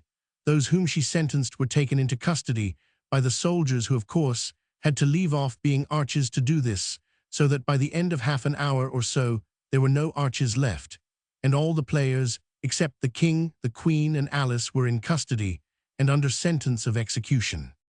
Then the Queen left off, quite out of breath, and said to Alice, "Have you seen the mock turtle yet?" "No," said Alice, "I don't even know what a mock turtle is." "It's the thing mock turtle soup is made from," said the Queen. "I never saw one or heard of one," said Alice. "Come on then," said the Queen, "and he shall tell you his history." As they walked off together, Alice heard the King say in a low voice to the company generally, "You are all pardoned. Come, that's a good thing," she said to herself, for she had felt quite unhappy at the number of executions the Queen had ordered. They very soon came upon a griffin lying fast asleep in the sun. "If you don't know what a griffin is, look at the picture up, lazy thing," said the Queen, "and take this young lady to see the mock turtle. And to hear his history, I must go back and see after some executions I have ordered." And she walked off, leaving Alice alone with the griffin. Alice did not quite like the look of the creature, but on the whole she thought it would be quite as safe to stay with it as to go after that savage Queen, so she waited. The griffin sat up and rubbed its eyes, then it watched the Queen till she was out of sight. Then it chuckled. "What fun," said the griffin half to itself, half to Alice. "What is the fun?" said Alice. "Why," she said, "the Griffin, it's all her fancy, that they never executes nobody, you know, come on." "Everybody says, come on here," thought Alice, as she went slowly after it. "I never was so ordered about in all my life, never." They had not gone far before they saw the Mock Turtle in the distance sitting sad and lonely on a little ledge of rock. And as they came nearer, Alice could hear him sighing as if his heart would break. She pitied him deeply. "What is his sorrow?" she asked the Griffin. And the Griffin answered very nearly in the same words as before, "It's all his fancy, that he hasn't got no sorrow, you know, come on." So they went up to the Mock Turtle, who looked at them with large eyes full of tears, but said nothing. "This here young lady," said the Griffin, "she wants for to know your history, she do." "I'll tell it her," said the Mock Turtle, in a deep hollow tone. "Sit down, both of you, and don't speak a word till I've finished." So they sat down, and nobody spoke for some minutes. Alice thought to herself, "I don't see how he can ever finish if he doesn't begin," but she waited patiently. "Once," said the Mock Turtle at last, with a deep sigh, "I was a real turtle." These words were followed by a very long silence, broken only by an occasional exclamation of "HJCKRRH" from the Griffin and the constant heavy sobbing of the Mock Turtle. Alice was very nearly getting up and saying, "Thank you, sir, for your interesting story," but she could not help thinking there must be more to come, so she sat still and said nothing. "When we were little," the Mock Turtle went on at last more calmly, though still sobbing a little now, "and then we went to school in the sea. The master was an old turtle who used to call him Tortoise." "Why did you call him Tortoise if he wasn't one?" Alice asked. "We called him Tortoise because he taught us," said the Mock Turtle angrily. "Really, you are very dull." "You ought to be ashamed of yourself for asking such a simple question," added the Griffin, and then they both sat silent and looked at poor Alice, who felt ready to sink into the earth. At last, the Griffin said to the Mock Turtle, "Drive on, old fellow, don't be all day about it," and he went on in these words. "Yes, we went to school in the sea, though you mayn't believe it." "I never said I didn't," interrupted Alice. "You did," said the Mock Turtle. "Hold your tongue," added the Griffin. Before Alice could speak again, the Mock Turtle went on.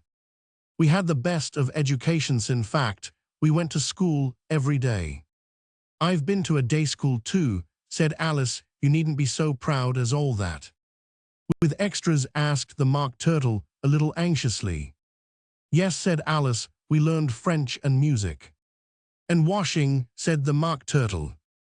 "Certainly not," said Alice indignantly. "Ah, then yours wasn't a really good school," said the Mock Turtle in a tone of great relief. "Now at ours, they had at the end of the bill French music and washing extra." "You couldn't have wanted it much," said Alice, "living at the bottom of the sea." "I couldn't afford to learn it," said the Mock Turtle with a sigh. "I only took the regular course." "What was that?" inquired Alice. "Reeling and writhing, of course, to begin with," the Mock Turtle replied, "and then the different branches of arithmetic, ambition, distraction, uglification, and derision."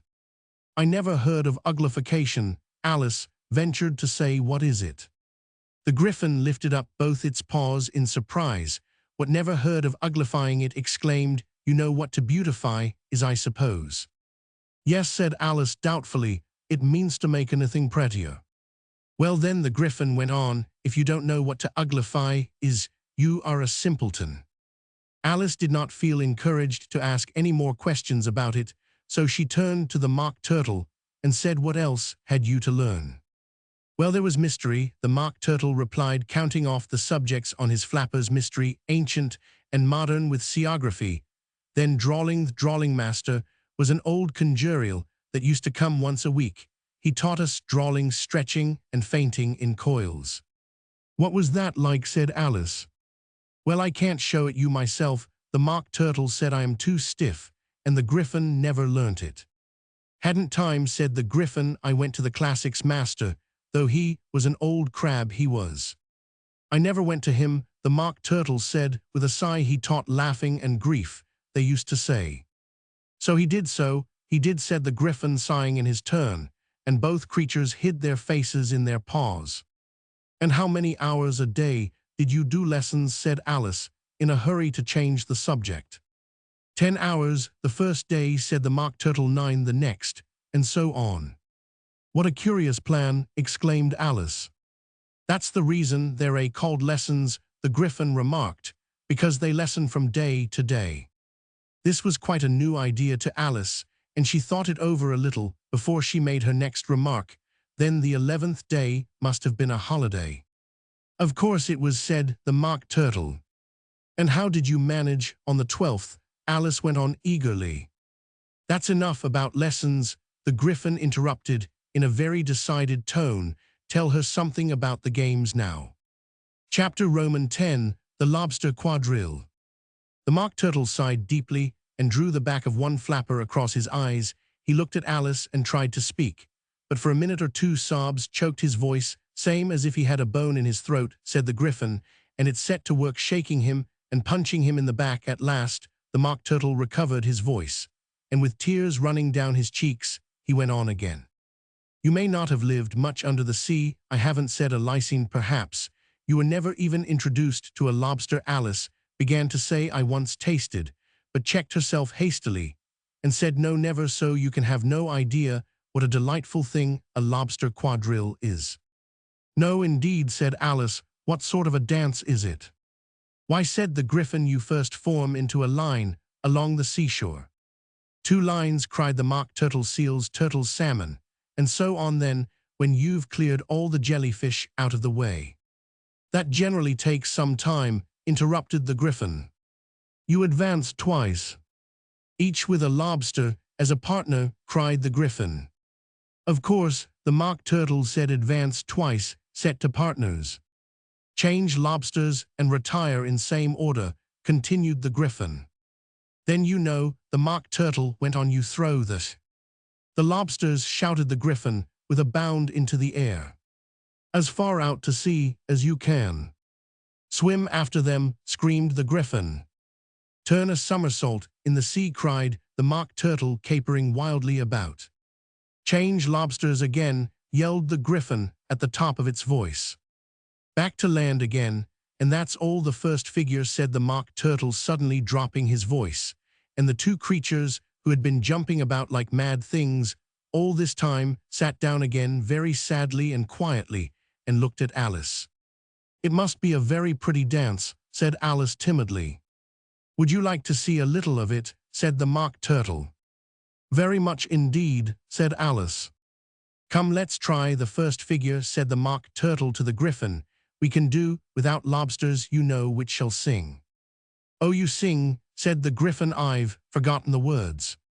So they began solemnly dancing round and round Alice every now and then, treading on her toes when they passed too close, and waving their forepaws to mark the time, while the Mock Turtle sang this very slowly and sadly. Will you walk a little faster, said a whiting to a snail. There's a porpoise close behind us, and he's treading on my tail. See how eagerly the lobsters and the turtles all advance. They are waiting on the shingle. Will you come and join the dance? Will you want you, will you want you, will you join the dance? Will you want you, will you want you join the dance? You can really have no notion how delightful it will be when they take us up and throw us with the lobsters out to sea. But the snail replied, too far, and gave a look askance. Said he thanked the whiting kindly, but he would not join the dance. Would not, could not, would not, could not, would not join the dance. Would not, could not, would not, could not join the dance. What matters it how far we go, his scaly friend replied. There is another shore, you know, upon the other side. The further off from England, the nearer is to France. Then turn not pale, beloved snail, but come and join the dance. Will you want you, will you want you, will you join the dance? Will you want you, will you want you join the dance? Thank you, it's a very interesting dance to watch, said Alice, feeling very glad that it was over at last, and I do so like that curious song about the whiting. Oh, as to the whiting, said the Mock Turtle, you've seen them, of course. Yes, said Alice, I've often seen them at din. She checked herself hastily. I don't know where Din may be, said the Mock Turtle, but if you've seen them so often, of course, you know what they're like.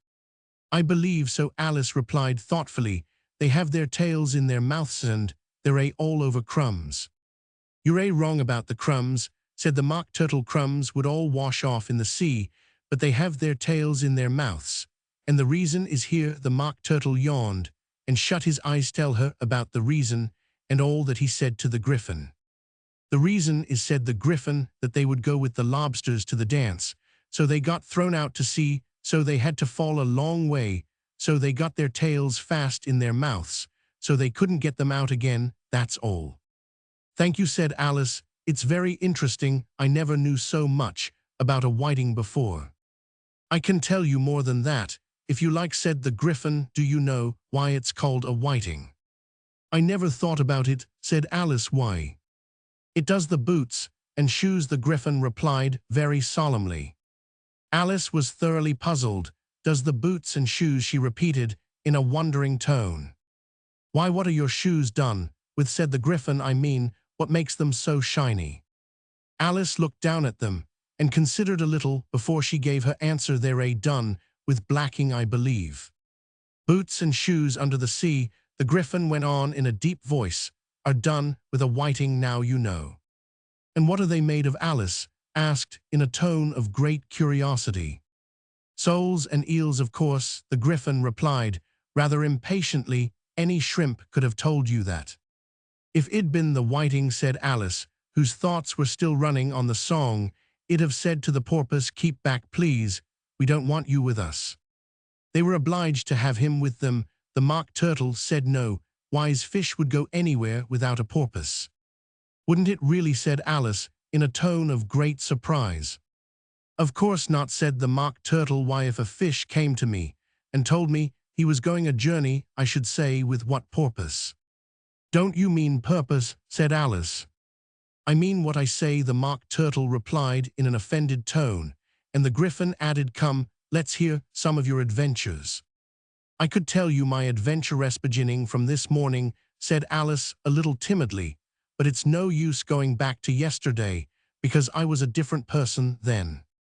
Explain all that, said the Mock Turtle. No, the adventures first, said the Griffin in an impatient tone. Explanations take such a dreadful time.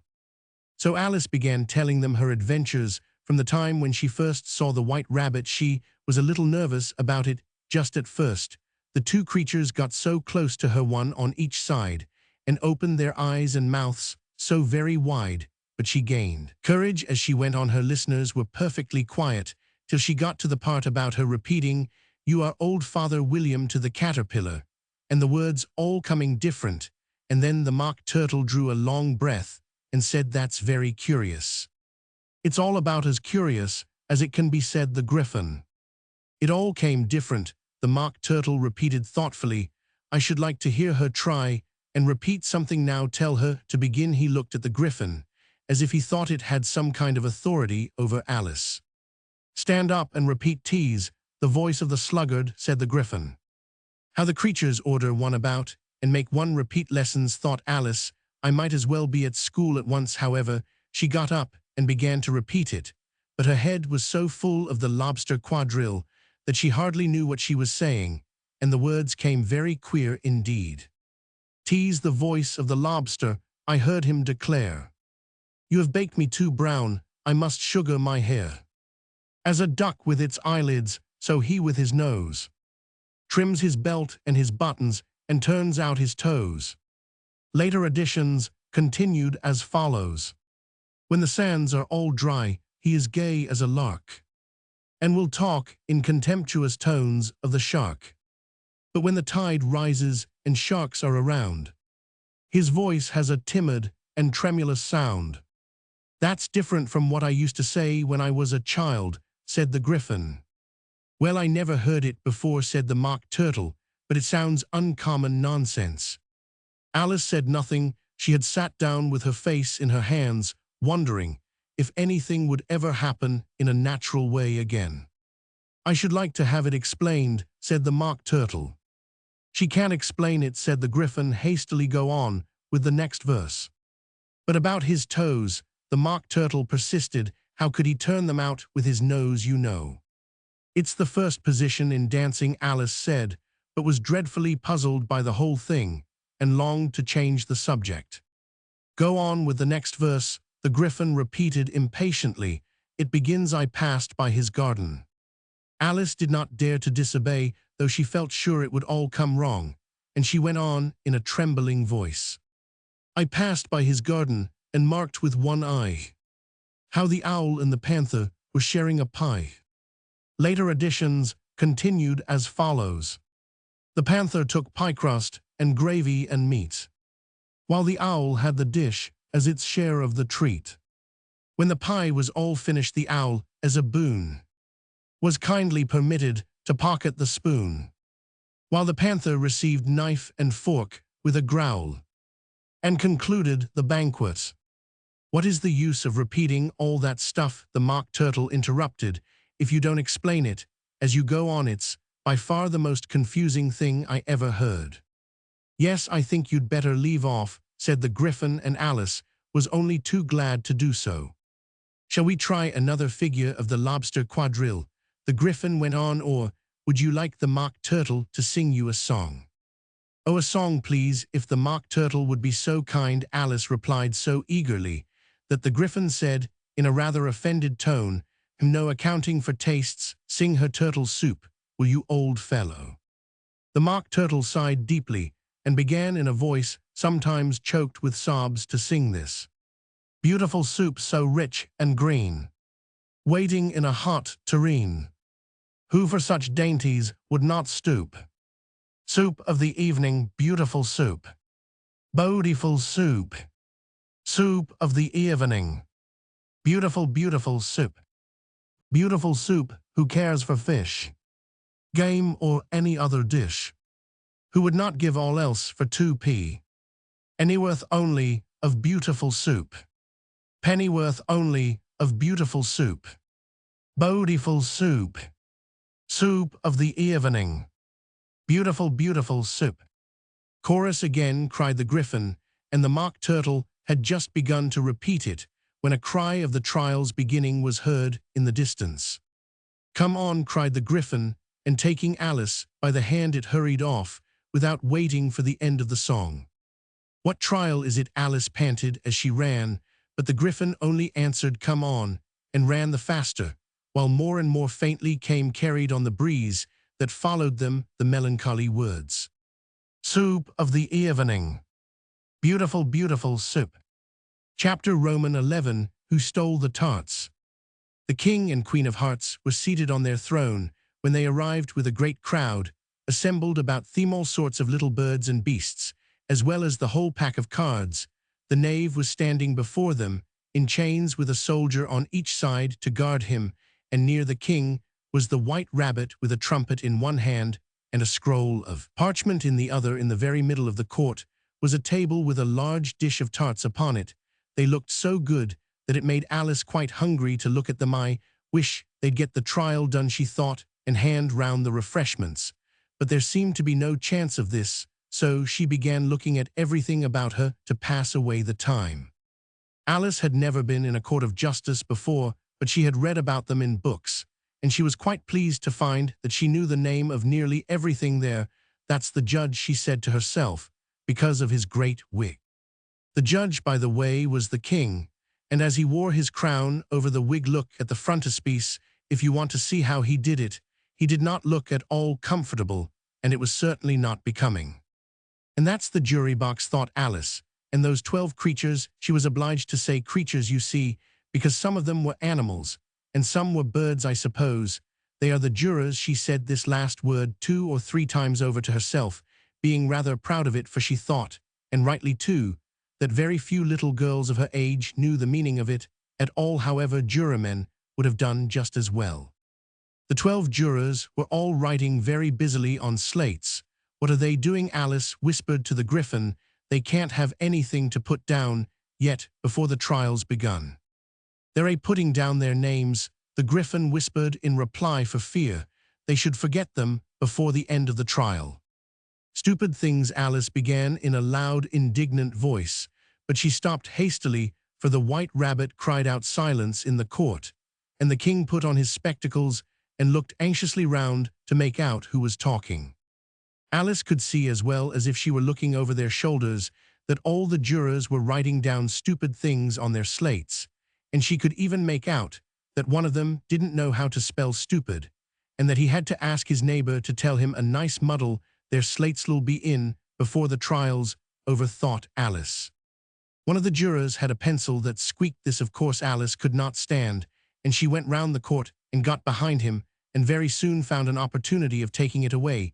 She did it so quickly that the poor little juror, it was Bill the Lizard, could not make out at all what had become of it, so after hunting all about for it, he was obliged to write with one finger for the rest of the day, and this was of very little use, as it left no mark on the slate. Harold read the accusations, said the king. On this, the White Rabbit blew 3 blasts on the trumpet, and then unrolled the parchment scroll and read as follows. The Queen of Hearts, she made some tarts, all on a summer day. The Knave of Hearts, he stole those tarts, and took them quite away. Consider your verdict, the king said to the jury. Not yet, the rabbit hastily interrupted. There's a great deal to come before that. Call the first witness, said the king, and the White Rabbit blew 3 blasts on the trumpet and called out first witness. The first witness was the Hatter. He came in with a teacup in one hand and a piece of bread and butter in the other. I beg pardon, your majesty, he began, for bringing these in, but I hadn't quite finished my tea when I was sent for. You ought to have finished, said the king. When did you begin? The Hatter looked at the March Hare, who had followed him into the court arm in arm with the Dormouse. 14th of March, I think it was, he said. 15th, said the March Hare. 16th, added the Dormouse. Write that down, the king said to the jury, and the jury eagerly wrote down all 3 dates on their slates, and then added them up and reduced the answer to shillings and pence. Take off your hat, the king said to the Hatter. It isn't mine, said the Hatter. Stolen, the king exclaimed, turning to the jury, who instantly made a memorandum of the fact. I keep them to sell, the Hatter added, as an explanation. I've none of my own, I am a Hatter. Here the queen put on her spectacles and began staring at the Hatter, who turned pale and fidgeted. Give your evidence, said the king, and don't be nervous, or ill have you executed on the spot. This did not seem to encourage the witness at all. He kept shifting from one foot to the other, looking uneasily at the queen, and in his confusion he bit a large piece out of his teacup instead of the bread and butter. Just at this moment, Alice felt a very curious sensation which puzzled her a good deal, until she made out what it was. She was beginning to grow larger again, and she thought at first she would get up and leave the court, but on second thoughts she decided to remain where she was as long as there was room for her. I wish you wouldn't squeeze, so said the Dormouse, who was sitting next to her. I can hardly breathe. I can't help it, said Alice very meekly. I am growing. You've no right to grow here, said the Dormouse. Don't talk nonsense, said Alice more boldly. You know you're growing too. Yes, but I grow at a reasonable pace, said the Dormouse, not in that ridiculous fashion, and he got up very sulkily and crossed over to the other side of the court. All this time, the queen had never left off staring at the Hatter, and just as the Dormouse crossed the court, she said to one of the officers of the court, Bring me the list of the singers in the last concert, on which the wretched Hatter trembled so that he shook both his shoes off. Give your evidence, the king repeated angrily, or ill have you executed, whether you're nervous or not. I'm a poor man, your majesty, the Hatter began in a trembling voice, and I hadn't begun my tea not above a week, or sown what with the bread and butter getting so thin and the twinkling of the tea. The twinkling of the what, said the king. It began with the tea, the Hatter replied. Of course twinkling begins with a T, said the king sharply. Do you take me for a dunce? Go on. I'm a poor man, the Hatter went on, and most things twinkled after thattenly, the March Hare said. I didn't, the March Hare interrupted, in a great hurry. You did, said the Hatter. I deny it, said the March Hare. He denies it, said the king. Leave out that part. Well, at any rate, the Dormouse, said the Hatter, went on looking anxiously round to see if he would deny it too, but the Dormouse denied nothing, being fast asleep. After that, continued the Hatter, I cut some more bread and butter. But what did the Dormouse say? One of the jury asked. That I can't remember, said the Hatter. You must remember, remarked the king, or ill have you executed. The miserable Hatter dropped his teacup and bread and butter, and went down on one knee. I am a poor man, your majesty, he began. You're a very poor speaker, said the king. Here one of the guinea pigs cheered, and was immediately suppressed by the officers of the court. As that is rather a hard word, I will just explain to you how it was done. They had a large canvas bag, which tied up at the mouth with strings. Into this they slipped the guinea pig head first, and then sat upon it.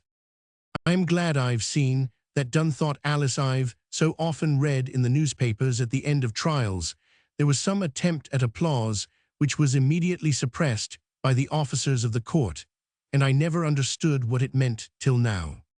If that's all you know about it, you may stand down, continued the king. I can't go no lower, said the Hatter. I am on the floor as it is. Then you may sit down, the king replied. Here the other guinea pig cheered and was suppressed. Come, that finished the guinea pigs, thought Alice. Now we shall get on better. I'd rather finish my tea, said the Hatter, with an anxious look at the queen, who was reading the list of singers. You may go, said the king, and the Hatter hurriedly left the court without even waiting to put his shoes on. And just take his head off outside, the queen added to one of the officers, but the Hatter was out of sight before the officer could get to the door. Call the next witness, said the king. The next witness was the Duchess cook.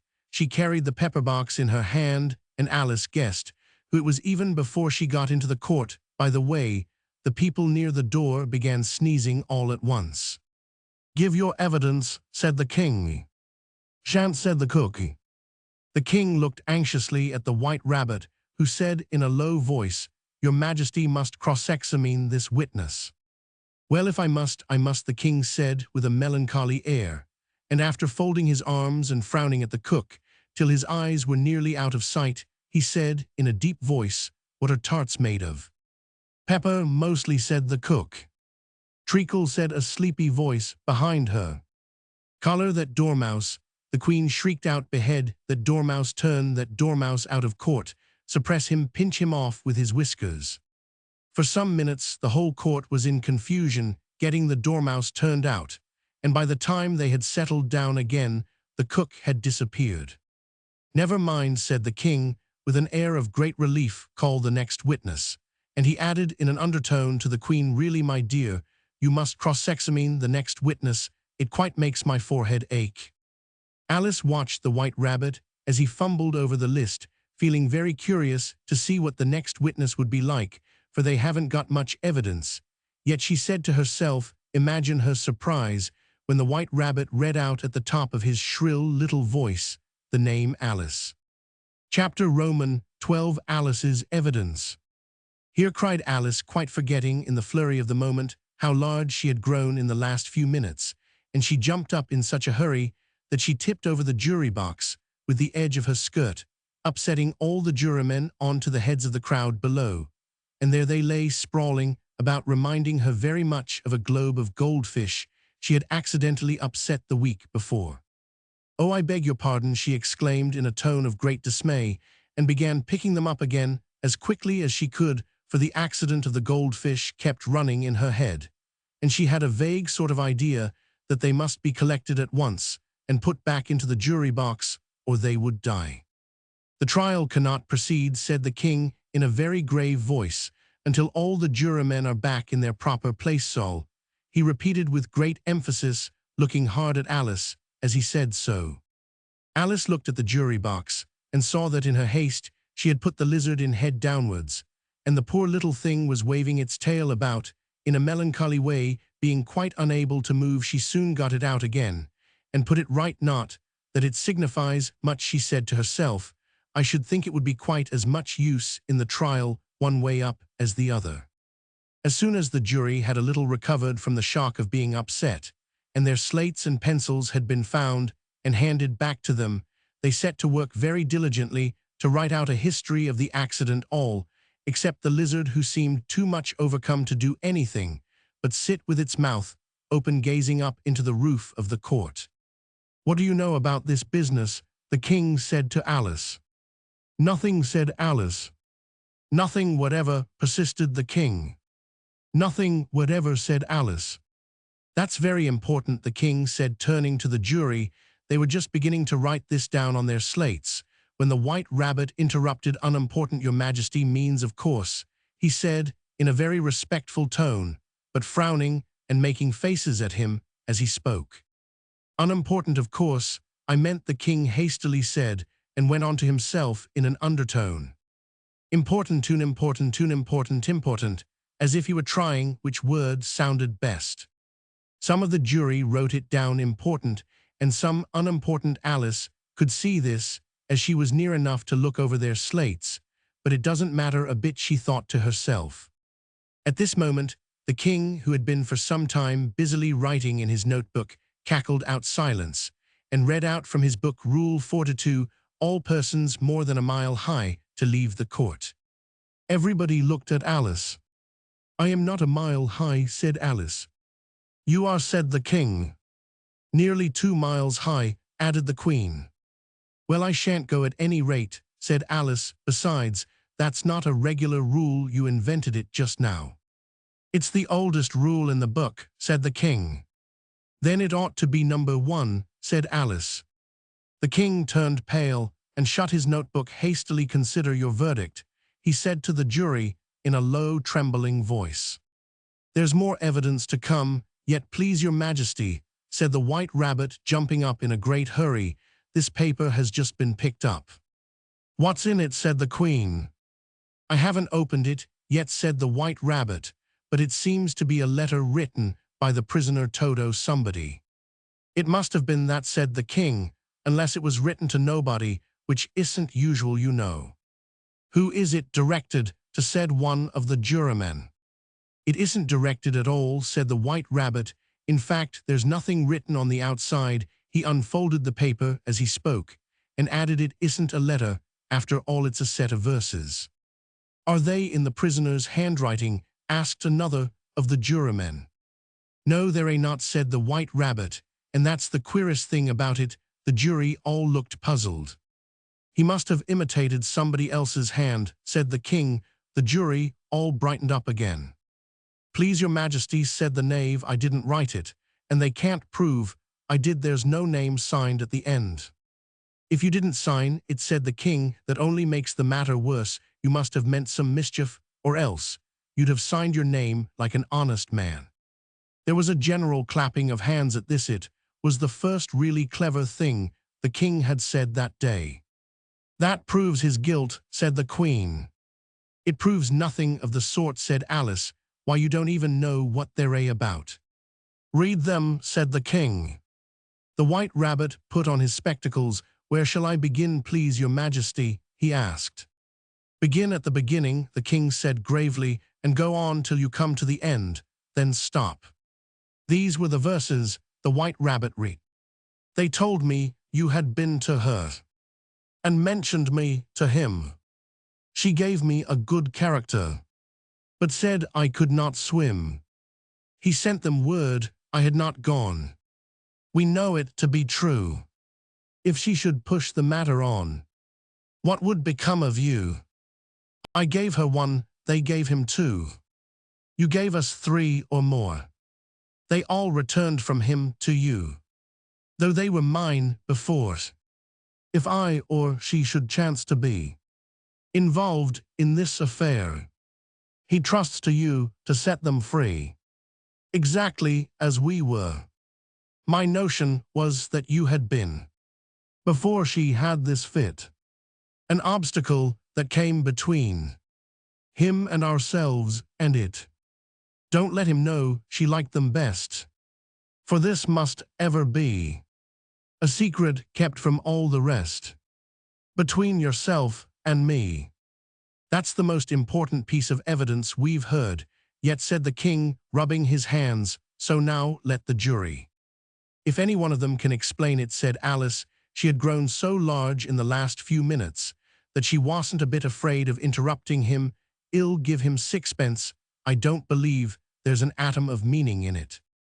The jury all wrote down on their slates, she doesn't believe there's an atom of meaning in it, but none of them attempted to explain the paper.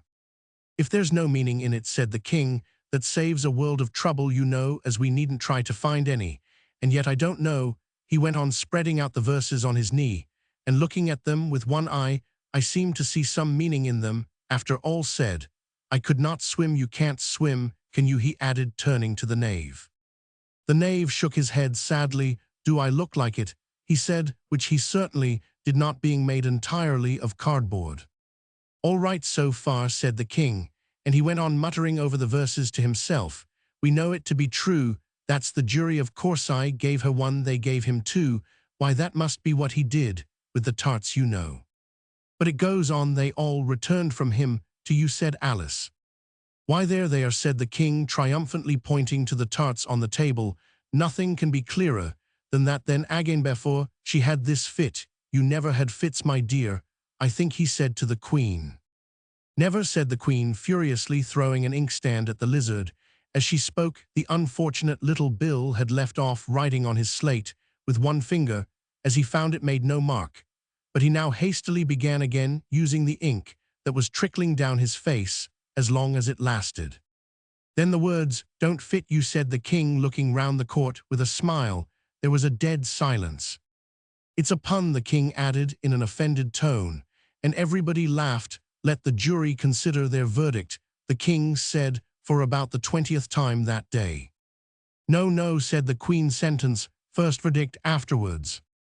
Stuff and nonsense, said Alice loudly, the idea of having the sentence first. Hold your tongue, said the queen, turning purple. I want, said Alice. Off with her head, the queen shouted at the top of her voice. Nobody moved. Who cares for you, said Alice. She had grown to her full size by this time. You're nothing but a pack of cards. At this, the whole pack rose up into the air and came flying down upon her. She gave a little scream, half of fright and half of anger, and tried to beat them off, and found herself lying on the bank with her head in the lap of her sister, who was gently brushing away some dead leaves that had fluttered down from the trees upon her face. Wake up, Alice dear, said her sister. Why, what a long sleep you've had. Oh, I've had such a curious dream, said Alice, and she told her sister, as well as she could remember them, all these strange adventures of hers that you have just been reading about. And when she had finished, her sister kissed her and said it was a curious dream, dear, certainly, but now run in to your tea, it's getting late. So Alice got up and ran off, thinking, while she ran, as well she might, what a wonderful dream it had been.